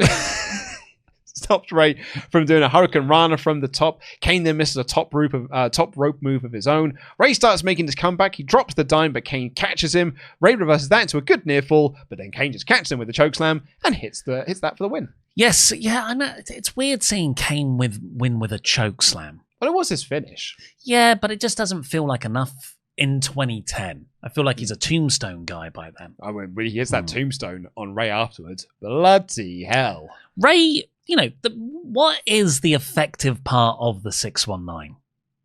Is it the swingy round cool kick? Good question. Or is it the splash? Because it's like, if you only get hit with the kick, you're fine. You're either stunned enough to take the splash, or you're fine. So I think it's the kick. I think that's where the finish is, because everything he does after that, whether it's dropping the dime or back when he was much smaller, he would do the Dragon Rana. The bit afterwards is just the pinning combination that you're getting into. I think it's stun. I think you've got to stun them. They're like, whoa. Gives you enough time to get up to the top. And that's what I mean. So the kick's the effect, and then it's just whatever pinning combination you're going to put them into, which they're not going to be able to kick out of because they were so stunned by the feint kick. But Ray hits the spin round kick of the 619, and then Kane catches him a chokeslam and wins. Yeah, sure does. Well, he's bigger. I guess it's Kane as well. Yeah. He sells things. He didn't sit up at any point. No, that's how I know that happens. Because then he starts beating up Ray, and he gives him this tombstone. He gives him another chokeslam, and he nails him with this tombstone. It's quite gnarly. And he's like, he lifts the casket lid up. This is beautiful WWE spooky theatrical bollocks. And it's, wonderful and delightful, right? So he goes over, he opens up the casket lid, and it's empty. So then he beats up Ray, and he goes to drag Ray's corpse over to this thing. But then Ray fights back, and in the process, Kane's like, roar! And he shuts the lid down. So then he beats up Ray some more, and he drags him back to the casket lid. And when he opens it up, dong! The Undertaker's in it now! And this place goes banana. I think they've hooked up the casket to Bluetooth because it stopped the music earlier in the backstage segment, and now when it opens, it gets a sound effect. It just Jet's theme starts playing. Are you gonna be my Cade? I was watching because I knew what was coming, and I think it is a great reveal. Like it's probably the best moment on the whole show. Awesome. And he opens it, it's empty, and then Kane does chokeslam, tombstone. And I was thinking, take us under the ring. That's really useful if you've all agreed there's going to be 3 big bumps. So it's like a 1, 2, 3. I'm coming over. I hope you're ready. Yeah. Because he doesn't know what's going on. He's just going to go by what he hears. He'll have a monitor. under the ring. Yeah, that's what they have. They have monitors under the ring so you can watch them. Don't spoil it for me. I constructed this more analog version. No, they have monitors. There have been times when people have then gone to like look under the ring to get a weapon out, and you can see the monitors under the ring where like the wrestlers when they're hiding underneath and watching the broadcast feed. Not the broadcast feed, they're watching the production feeds. So they can see when's the time to hit their next spot, when they need to come out the ring to do their next bit. God, it must be like being in a bunker in a war down there. There are wrestlers who've said they've taken shits underneath the ring because... Well, I didn't mean that. I more meant it's going to be very loud. Because when you don't do things like they did here, where they drop the lights down and, you know, then sneak you out, they would just put you under the ring before fans even got in. Like back in the Attitude Era, that is what they would do. You would just go and hide under the ring before fans even got into the building, and you would just spend the whole pay-per-view under the ring until it's your time to get out. I feel like a lot of Attitude Era boys' stories end with, and we took a dump. And then it is. Because those shows aren't so long. Yeah. I mean, I'm pretty regular. I do one a day mostly. But yeah, but if you're regular, what if that regularity comes when you know it's 7:15 and you need to hit your spot? I don't know. I feel like I wee all the time. I'd need a wee. Definitely. You do drink a lot of water. Yeah, but I don't think I've ever been apart from that one time. I've never been anywhere. Poop next to a post office.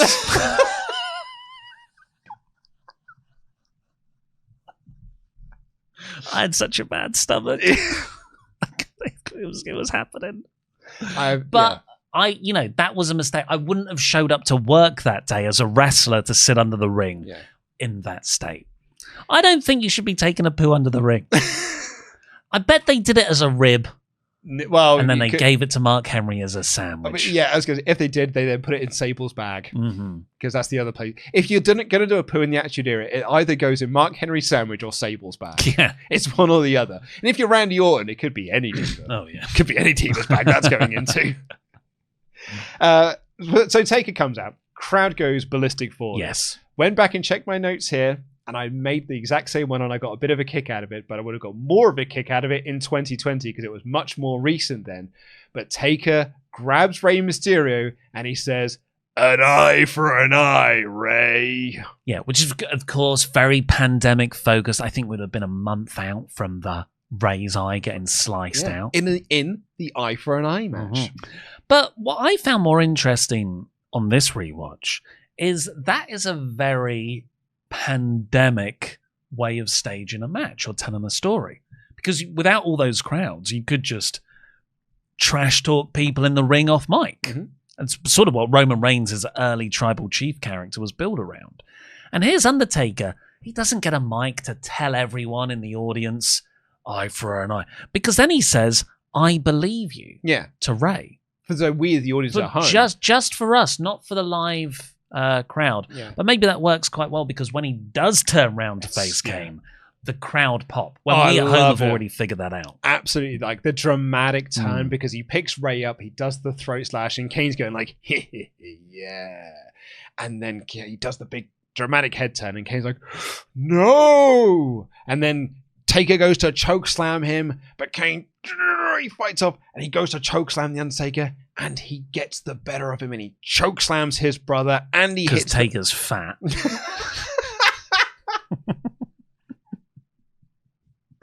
Tell you what, if you're under the ring, you definitely would have known when your cue is. Was it Rey taking that bump or Taker? You'll know.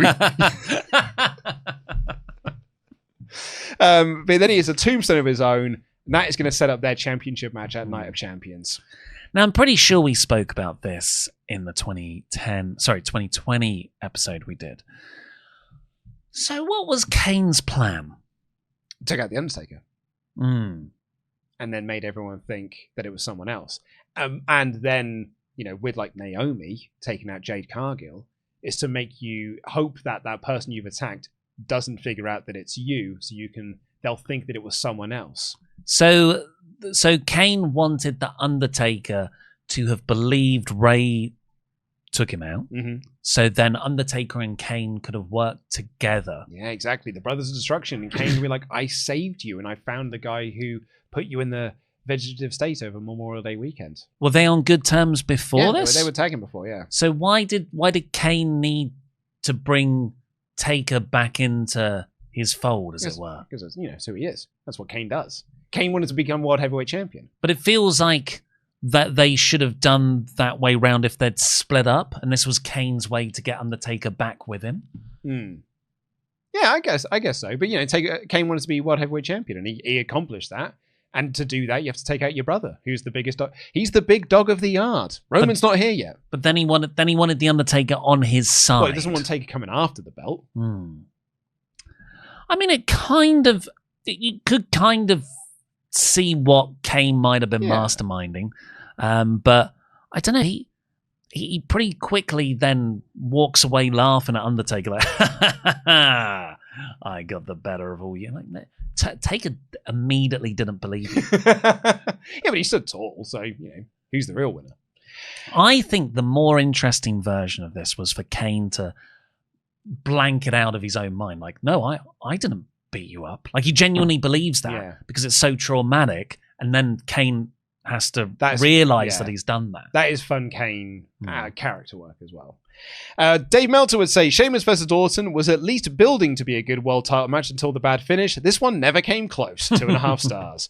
And Brian Alfred said they had pretty much the exact match you'd expect. Finish came out of nowhere. 2.25 stars. Yeah, that's fair. We get an advert, at least in the version I've watched, of SmackDown moving to Sci-Fi. And then we get a video package of WWE kicking off SummerSlam week by taking over LA, where they go to places and they do reading and they support this local person and these local people. They might even play some golf. Yeah, Matt Hardy, he's at the library. He got a library card. The mayor of LA's there. Evan Bourne, all the big stars. But, Randy Orton is also there. Make a muscle. Was it? Make a muscle, make a difference. I don't know. I mean, I presume that is that. So this was for the charity MDA. That's for the Muscular Dystrophy Association. I've got the definition of that cause here. Muscular dystrophy is a group of inherited genetic conditions that cause progressive muscle weakness and degeneration. So essentially, you can't make muscles. And then Orton says, make a muscle, make a difference. Which might be the MDA's charity line, in which case, okay. Yeah. But if it's Randy just misunderstanding. Yeah. Have you tried flexing, kid? Maybe that's your problem. Let me get you some protein powder.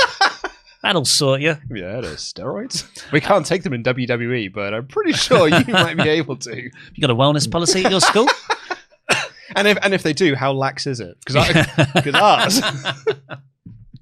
They just make up a new rule if you're popular enough. Exactly. Yeah. Who's the Randy Orton at your school?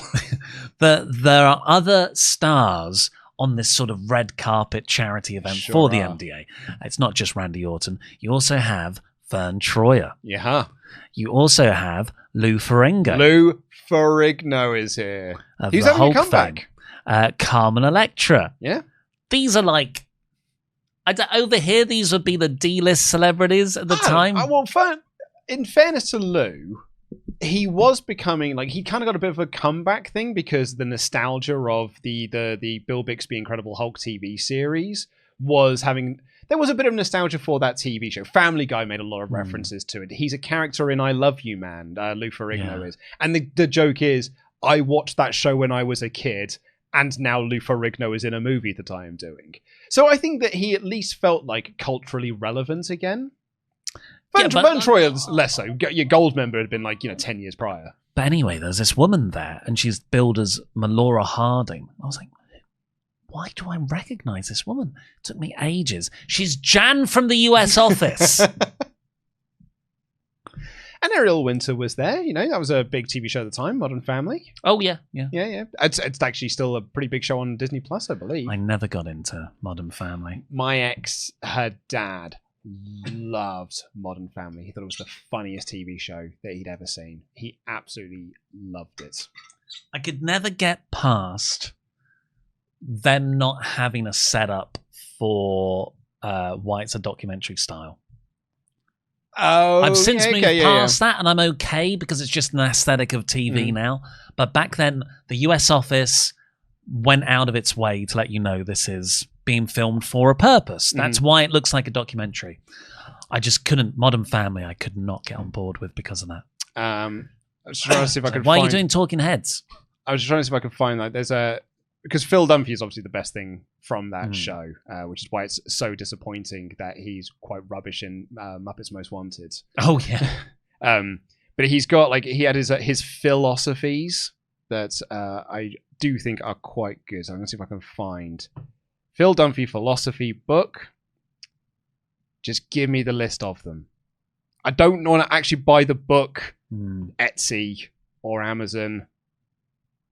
Etsy? Has someone made their own book? Yeah. I thought for sure someone would have made a book version of the Buddy the Elf book that he releases at the end. Yeah. Not official merchandise anywhere.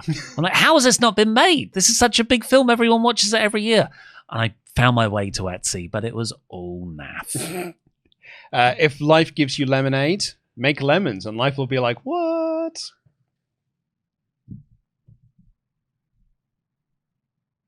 The most amazing thing that can happen to a human being will happen to you if you just lower your expectations.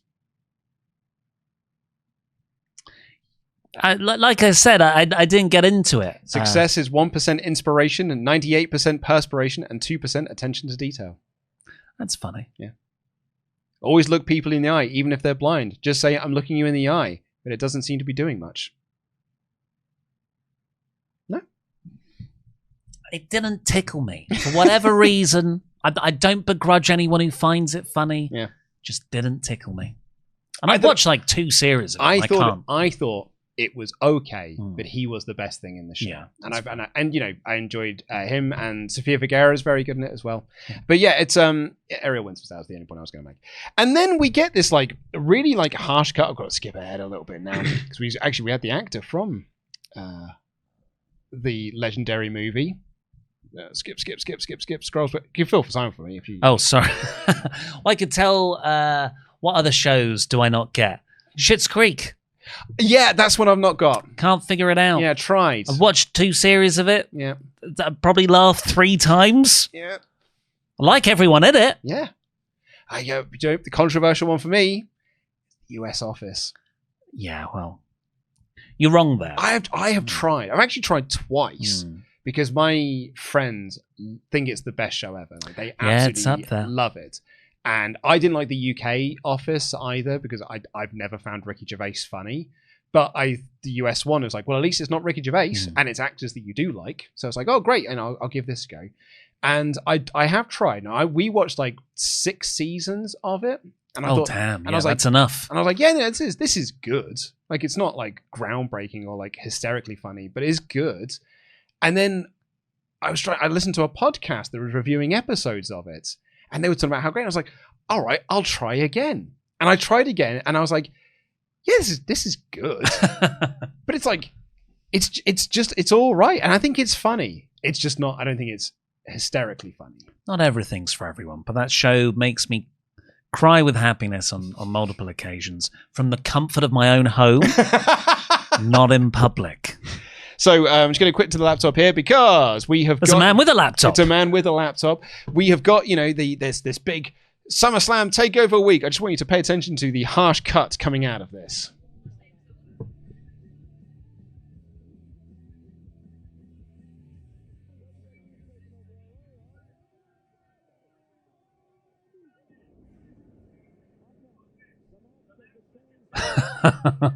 It's you're yeah, we're taking over LA. Coming up next, the match that could change the landscape of the entire WWE. Well, it's every now and then in any WWE show at this time. This is now weird. If you put that back up, sorry. We're all Nexus t-shirts. Yeah. There are 9 members of the Nexus now. Though there would just be a break in the kayfabe universe of simulated combat. And it's oh, by the way, they're all people playing roles. Mm-hmm. Stephanie McMahon isn't a heel. Here's all the great charity work we do. Right, so now try and enjoy all the stuff that's fake. I remember as a teenager watching Survivor Series 2001, and the whole point of that show is we're either going to be, it's the end of WCW and ECW, or it's the end of the WWF. Tomorrow night, it is either going to be WWF Raw or Alliance Raw. And on that same show, they had a promo for WWF Tough Enough on MTV. And I'm like, well, what will happen to Tough Enough then if the Alliance win? No question, no one asked.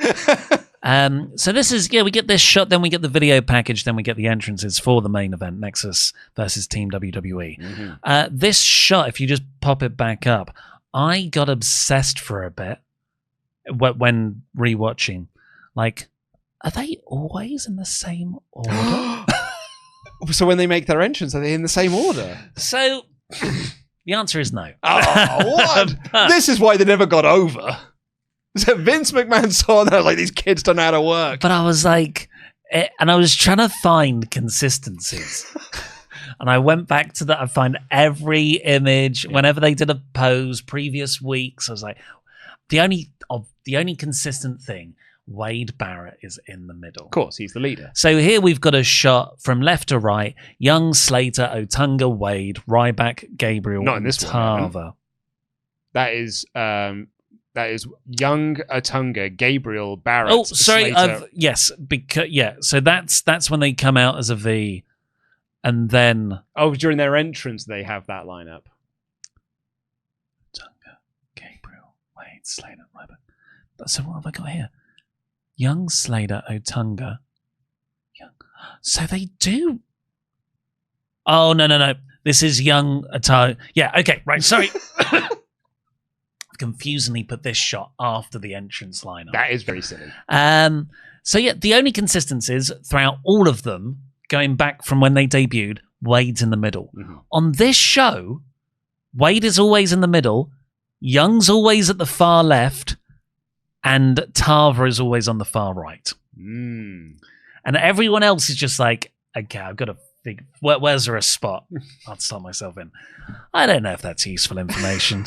I don't know. I enjoy but it was 20 minutes of my time. Well, here's the thing, is that I'm going to put you over a little bit, because when it comes to, what sort of notes that I've made for this, is that I've made the note here, Edge lets out a fart that's been bothering him for a while. Check out his face here when he comes out and he does his little pose. This has proper been bothering him. There it is. Oh, and he farted out pyro. It's probably like... Well, the other really cool bit, it's a good video package. Very good. In the sort of classic WWE making chicken S out of... good stuff. Chicken salad out of chicken S word. Mm-hmm. And it will come down again in a slightly different order. Here we go. They look so cool coming out in that V formation. Yeah, the flying V. They learn that from Mighty Ducks. So should we go through the build? Because that's what the recap is doing. Yeah. So we had Money in the Bank. Mm-hmm. Yeah, so Money in the Bank, and then it came down to, at SummerSlam, it's going to be Team WWE versus Team Nexus, and John Cena has to put together his Avengers that are going to take on Team Nexus. And he's assembled the greatest WWE superstars and the Great Khali, and they're going to be the ones to do this. But the problem is, they can't trust each other, because Edge and Jericho are heels who don't like John Cena. So Edge and Jericho quit the team, and the Nexus take out the Great Khali. So here we are, it's a week before SummerSlam, and not only are they down, guys, like they've even brought Bret Hart out of retirement to come in and join Team WWE. And it's going to be Cena and Bret taking on Edge and Jericho with the Nexus as lumberjacks around the ring. And they attack John Cena and they'll attack Bret Hart, but they will not touch Edge and Jericho until they do, and they start beating them up as well. And Edge and Jericho, they run away and they leave as Morrison and Truth run down to try and beat up the Nexus. And then they make the decision, I think we got to do it. And they run down and they go to help them, and they all stand tall, and Team WWE is united against the Nexus. But one man down, crucially. But crucially, one man down. Sorry, while you've been doing that, I have been... and it's on the big screen as well. Tried weirdly fast forwarding back and forth. Oh my god, who was that? That's Bret. They took out Bret when they ran him down. Yeah, and they took out Ricky the Dragon Steamboat and Bret and Vince rather. Well, the Ricky one is when he gets really quite hurt. I remember them because the Vince McMahon one. Brian Alvarez described, because Gabriel hits the 450. And he's like, that has to have been the scariest 450 that Justin Gabriel has ever hit. Okay, so this is just in the video package here. You've got what is meant to be the 6 with Great Khali there. R-Truth and John Morrison look really out of place, I would say. That's it. They have assembled the great stars and also John Morrison, R-Truth, and the Great Khali. John Morrison, at first, I thought was Drew McIntyre. Yeah, he looks a bit like him there, doesn't he? Without the 2010 Drew McIntyre, clean shaven. So then they bring out Bret Hart. They do the strangest freeze frame in this promo. Oh, Bret Hart's going to join too.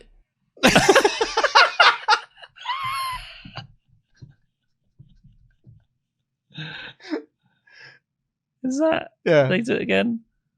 Have I gone too far? Yeah, they do it twice, I think. That's so good. What's happening? Rainmaker! What's that bit? What are these zooms? Those are keyframes they accidentally left in. They left the keyframes in. I hate it when you do that as well. When you watch back and then you're like, oh, there's a bloody keyframe that I forgot to take out.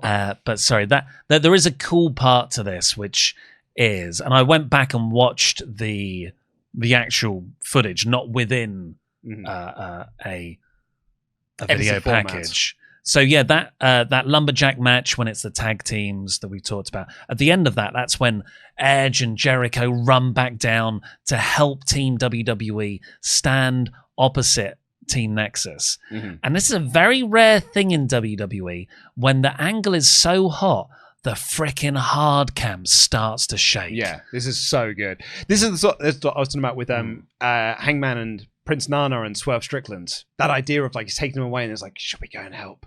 And they look back and they go to the work and then they run back down to make the save. I think it's so good. So the ones that stand out in my mind around this time though are when the Shield and the Wyatts go face to face and you can see the hard cam trembling.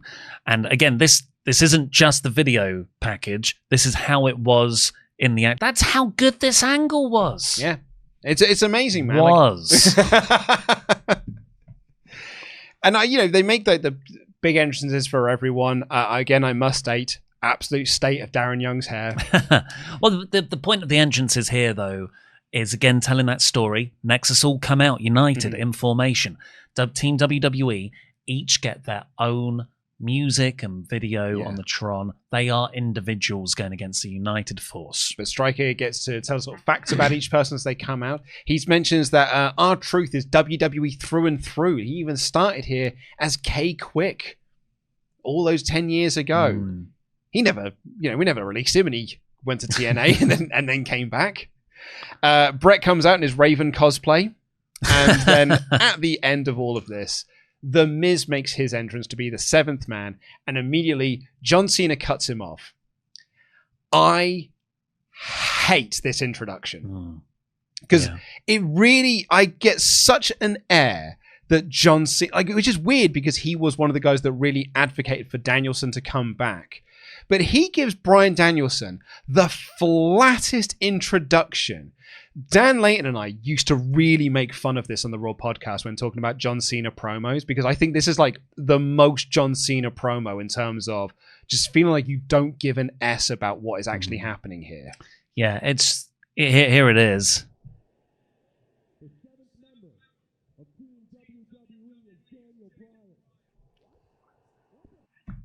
That is not how you do this angle. And the 7th member of Team WWE is Daniel Bryan!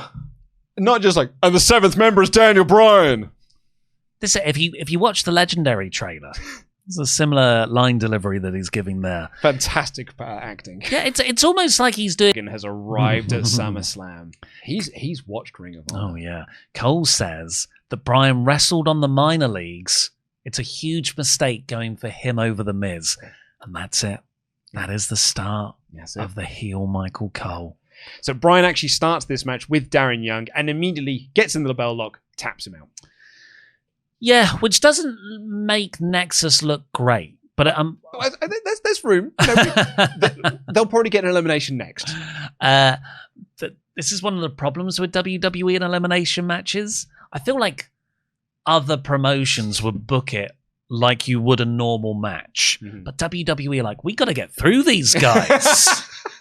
People want the one-on-one match. Like, you should... just making it 7-on-7 doesn't suddenly make everyone in there a bad wrestler with 100 damage already. Yeah. And the first pinfall gets an elimination. That's one of the tropes I hate about WWE. So, yeah, just like, oh, right, so Darren Young is so threatening, you can tap him out in 3 moves. I mean, here's the thing I'm mostly surprised at. I would have thought Michael Tarver was out first. I mean, he's out second. Immediately after this, because then Tarver tags in and Morrison just hits Starship Pain and eliminates him. So already we are now at 7-on-5 advantage Team WWE. And who are the people that got eliminated? Darren Young and Michael Tarver. Who are the extreme right and left of the lineup. Actually, do they go out in the order of how they were standing? Surely not. Who goes out next? From the Nexus, surely it's Atunga next, then Slater? Oh, there's Ryback next. Oh my God. So Young goes out first. He's on the extreme left. Tarver goes out second. He's extreme right. Then Ryback, second from Tarver. Yeah, and then it's... Otunga. We have then it's Slater or I think Otunga? it's Slater. Okay, no, Jericho gets Otunga in the walls and he taps out. Okay, so that's second. And then it's Slater. Then it's Gabriel. And then it's Wade. No, he's done it. He's figured it out, everyone. It was worth it. The answer was right there in front of us. I don't think that means anything. No. But yeah, 2 minutes in and it's 7-5. Yeah, so the Nexus have to regroup. This is the first time, Cole puts this over, this is the first time that the Nexus have been at the numbers disadvantage. So then the big guy gets in. The big guy. He gets in, and of course... Big Hungry gets in, and because he is a bigger lad than Darren Young or Michael Tarver, he dominates. He's so good as well. He did, works slower, doing these impressive suplexes before Suplex City was a thing.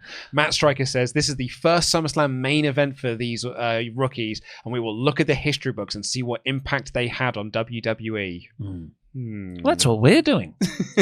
And the answer is no impact. Yeah, little to no impact. Skip eliminates John Morrison, and because Gabriel kicked John Morrison in the back of the head. And then Skip just they're showing the replay of that. And while the replay's going on, he eliminates R-Truth. Yeah, so it's 5-5. It's been drawn level.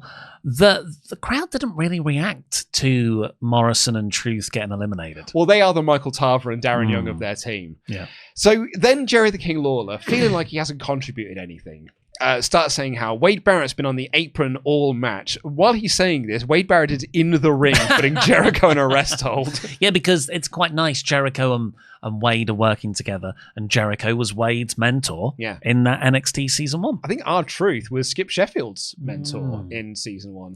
Oh, that would have been the best way to do this, actually. Yeah. The Miz should have been in the match, and Bryan should have been on the NXT side. Yeah, because then you could have had the mentors going up against them. Yeah. You could have had Matt Hardy in this match, and William Regal. Would have made more sense. In a way, I suppose.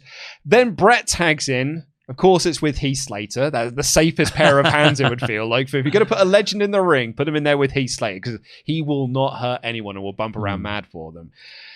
But because Brett can't take any bumps, unless it's on a house show, Wade slides a chair in, and Brett sees that chair, and he grabs it, and he hits Slater like an absolute moron, and gets himself DQ'd. Yeah. Is 7-on-7 not no DQ?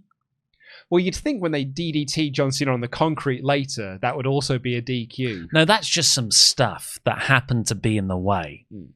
I feel like actively swinging a chair, that's a weapon. Well, that is that, and it should be an elimination because it should be DQ. Their DQ still count within Survivor Series traditional 5-on-5 elimination matches because it's elimination rules. So yeah, this is a fair elimination. It's just a dumb elimination, and the only reason that Brett's in this match is so you can say Bret Hart's in this match. You can advertise Bret Hart in a SummerSlam main event to pop a buy rate.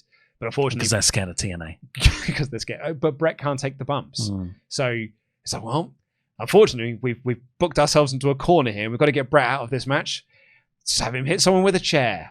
I think don't do the chair involvement in the Sheamus Orton match. That kind of undermines this slightly. But Bret does more than I thought he would. In my Atomic memory, drops? he just hits a few punches. But yeah, scoop slam, atomic drop, taking a bump down to his knees. Just doesn't look in the sharpshooter. Why can't he? If you're going to do Brett in a match, have him eliminate one of the Nexus with the sharpshooter. Yeah. But unfortunately not. So he's out.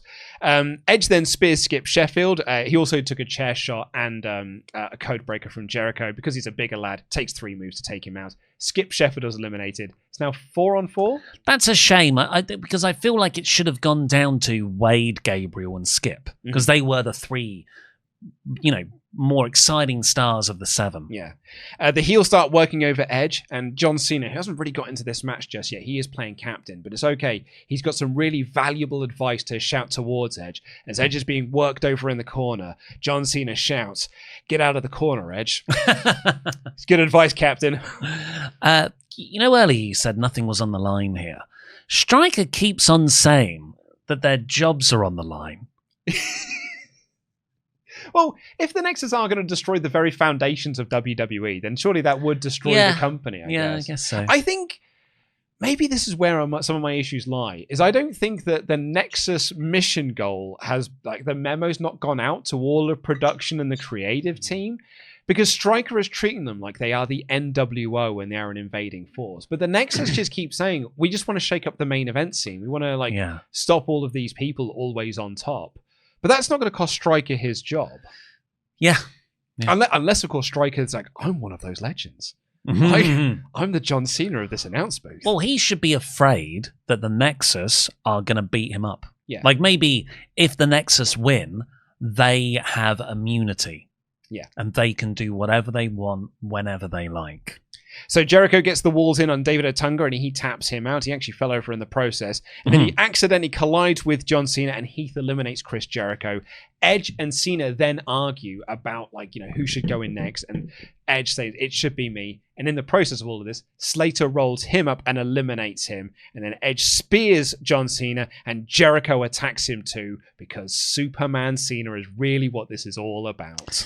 Annoyingly, yeah. When Otunga was in, Otunga hadn't tagged in at all, by the way, and then he taps out to Jericho in 5 seconds. Wow. All Cole talks about is he went to law school and he's married to Grammy Award-winning artist Jennifer Hudson. He's the A-lister. And then he's eliminated. Well, a fat lot of good it did him in a wrestling ring. Cole, this is when Cole starts, we need the Miz.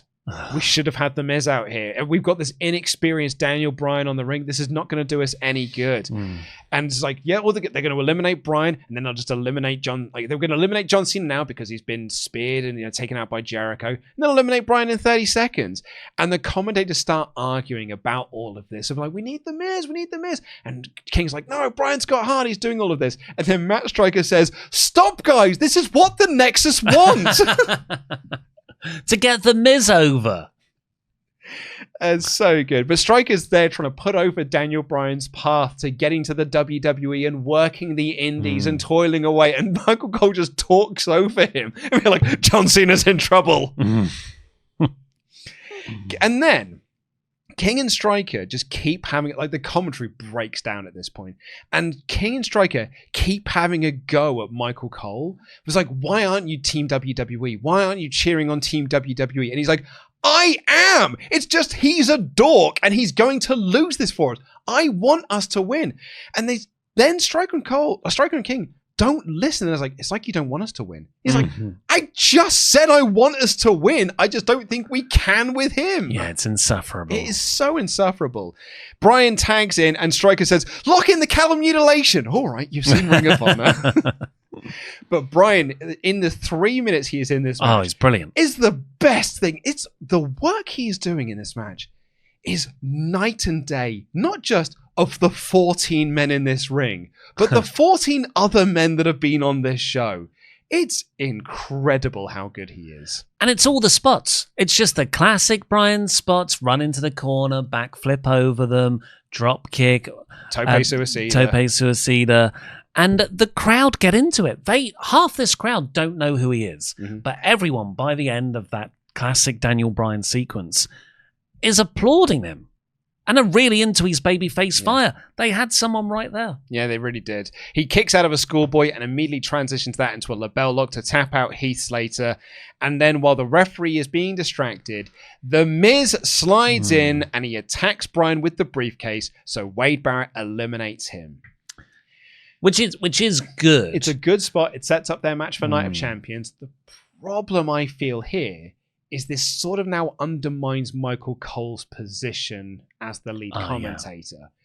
And it also slightly undermines King and Stryker, who don't start having a go at Cole now. It's like, well, what are you going to say about this?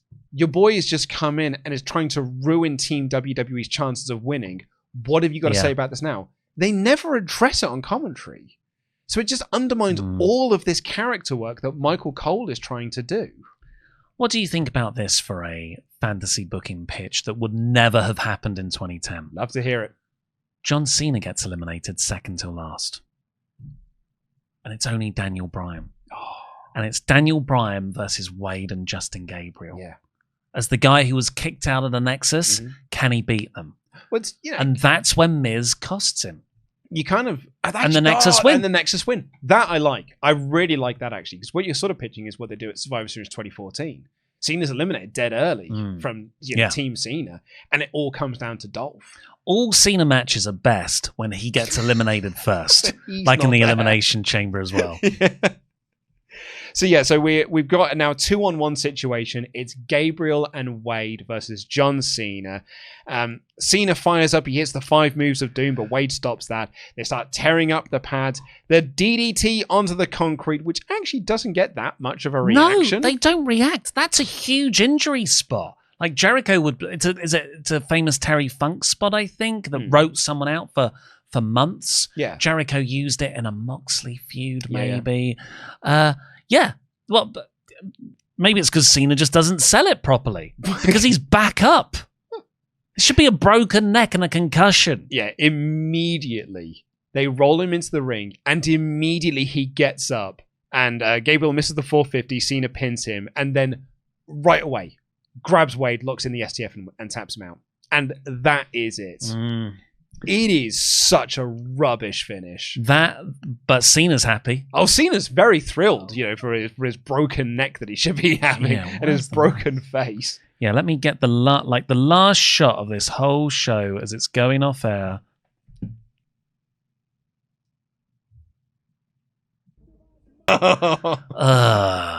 He knew. He's like, I'm the best. I'm the hero here. They're all here to see me win. I've done it. They won't chant Cena sucks anymore. I got rid of the Nexus. That 450 splash, Justin Gabriel just missed it, and then Cena pinned him. Yeah. Well, he did leap into that pin after being hit with a DDT on concrete. I just don't think missing your move puts you down for a 3 count. It was winded. Anyway, Dave Meltzer gave it 3.5 stars. Bryan Alvarez said, I am not making this up. They beat the Nexus at SummerSlam. I was stunned, absolutely gobsmacked. This kind of feud is the easiest feud in the world to book, and they can never do it right. Astounding 3.25 stars. So, let's talk about this finish then. And in particular, the statements that Jericho and Edge made on an episode of Talk is Jericho when they were talking about this match, which I think now has become the law of this match. That's certainly how I understand it. Me as well, because when I was getting my notes for him, my first thought was I better get that Chris Jericho quote that he says about the finish of this match. So here's what he said. Jericho. It was Team WWE versus Team Nexus, and the finish boiled down to Edge and Jericho in there, but it was Cena against a couple of them. John wanted to do things a certain way, and we told him, you're wrong. He did it anyways, and it sucked. And then after, he came over to us and said, I should have listened to you, but I wasn't seeing it that way. Edge. I remember, I was like, fine, I'm out of the match by that point. Jericho.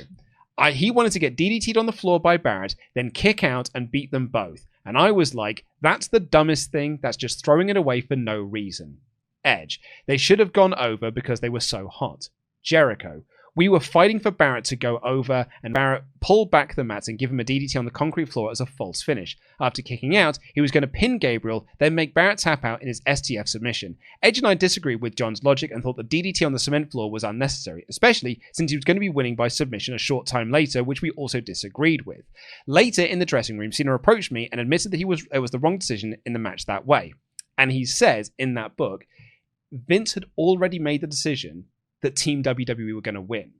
So Cena wasn't burying the Nexus by beating them. He was just burying them within the finish of the match, not the decision. It was not John Cena's decision for Team WWE to win.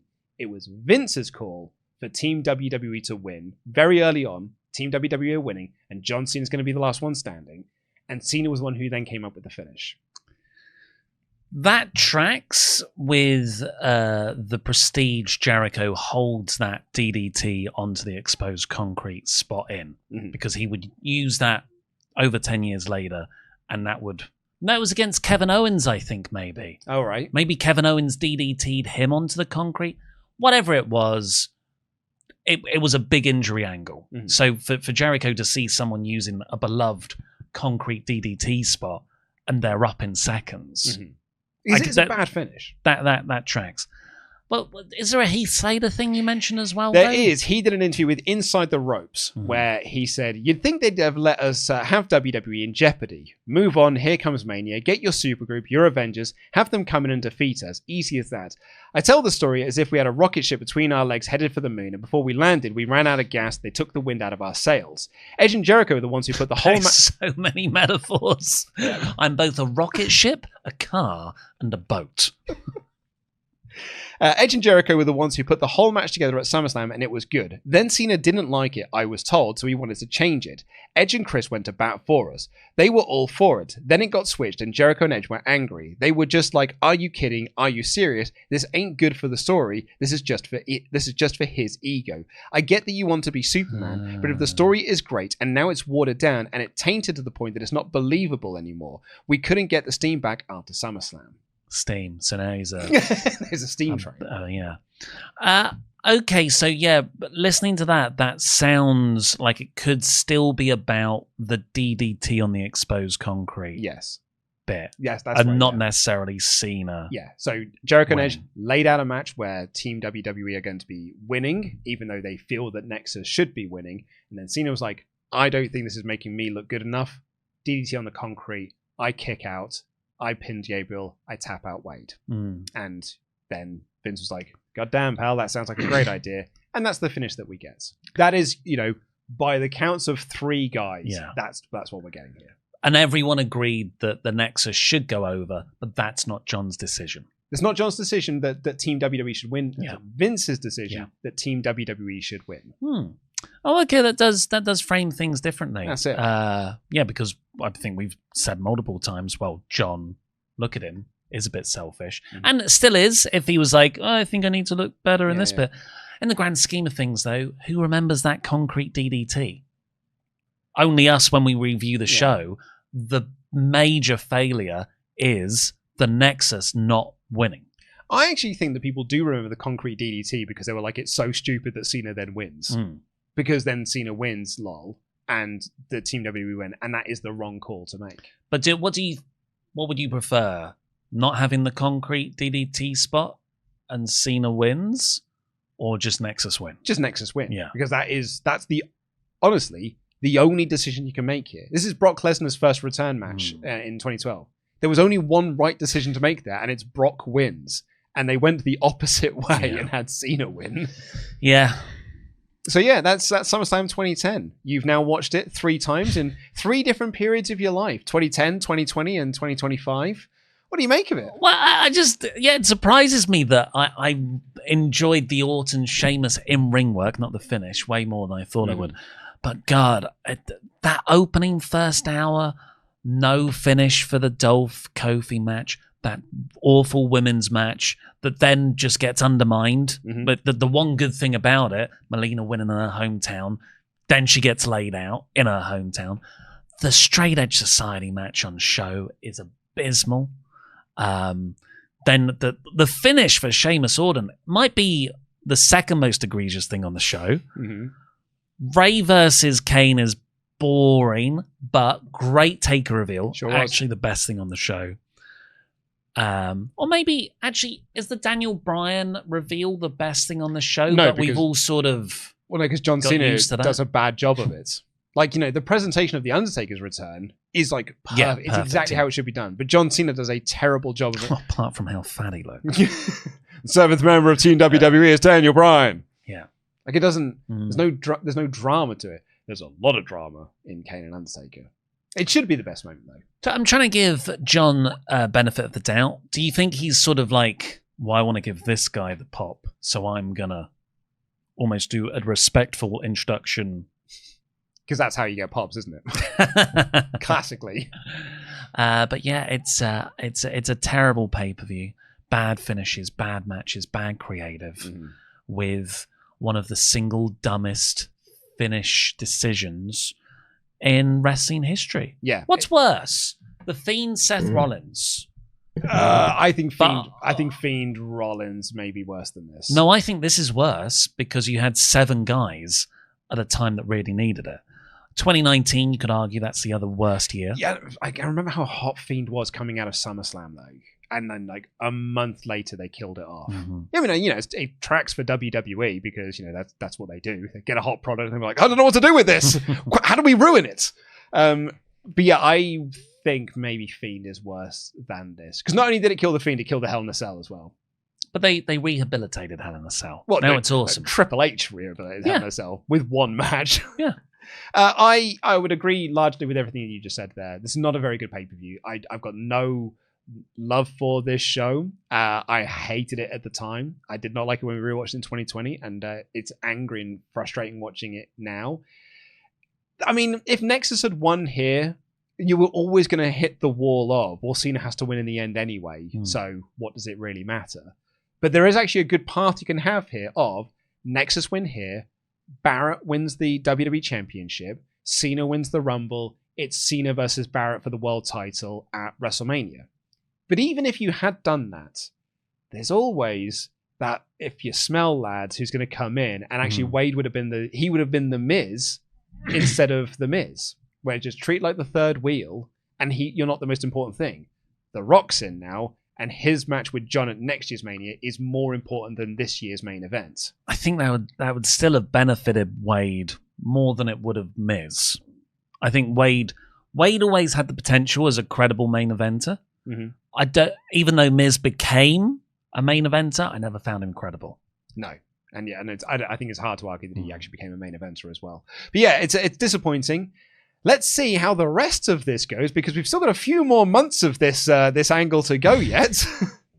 You can head on over to patreon.com/WrestleTalk right now, where you can hear the next episode and watch the next episode as we review Night of Champions 2010. But next month, it is, I think, Hell in a Cell 2010 is our next episode, and the Patreon episode will be Bragging Rights. Bragging Rights. That's right, because then the final episode for public will be Survivor Series 2010, where we get more elimination matches. And then the Patreon episode will be TLC 2010, which is effectively the night the Nexus angle died. So head on over to patreon.com/WrestleTalk right now to go watch our Night of Champions review. It might be a better show than this. I've not actually watched it yet. I mean, I haven't watched it since the time I said I quit watching it for SummerSlam 2010. Maybe I watched every single episode afterwards, but the spirit wasn't there. But yeah, that and Money in the Bank as well. We've got our reviews up of that from 2010. Absolutely. Yeah, and you can click the video on screen right now if you haven't watched our Raw debut episode where the Nexus debuted. It's the first episode of this series, and if you haven't, you can go back and watch our John Cena versus The Rock series, which actually is going to follow on from what we're doing currently here. And thank you so much for watching. We'll see you next month. Jam that jam.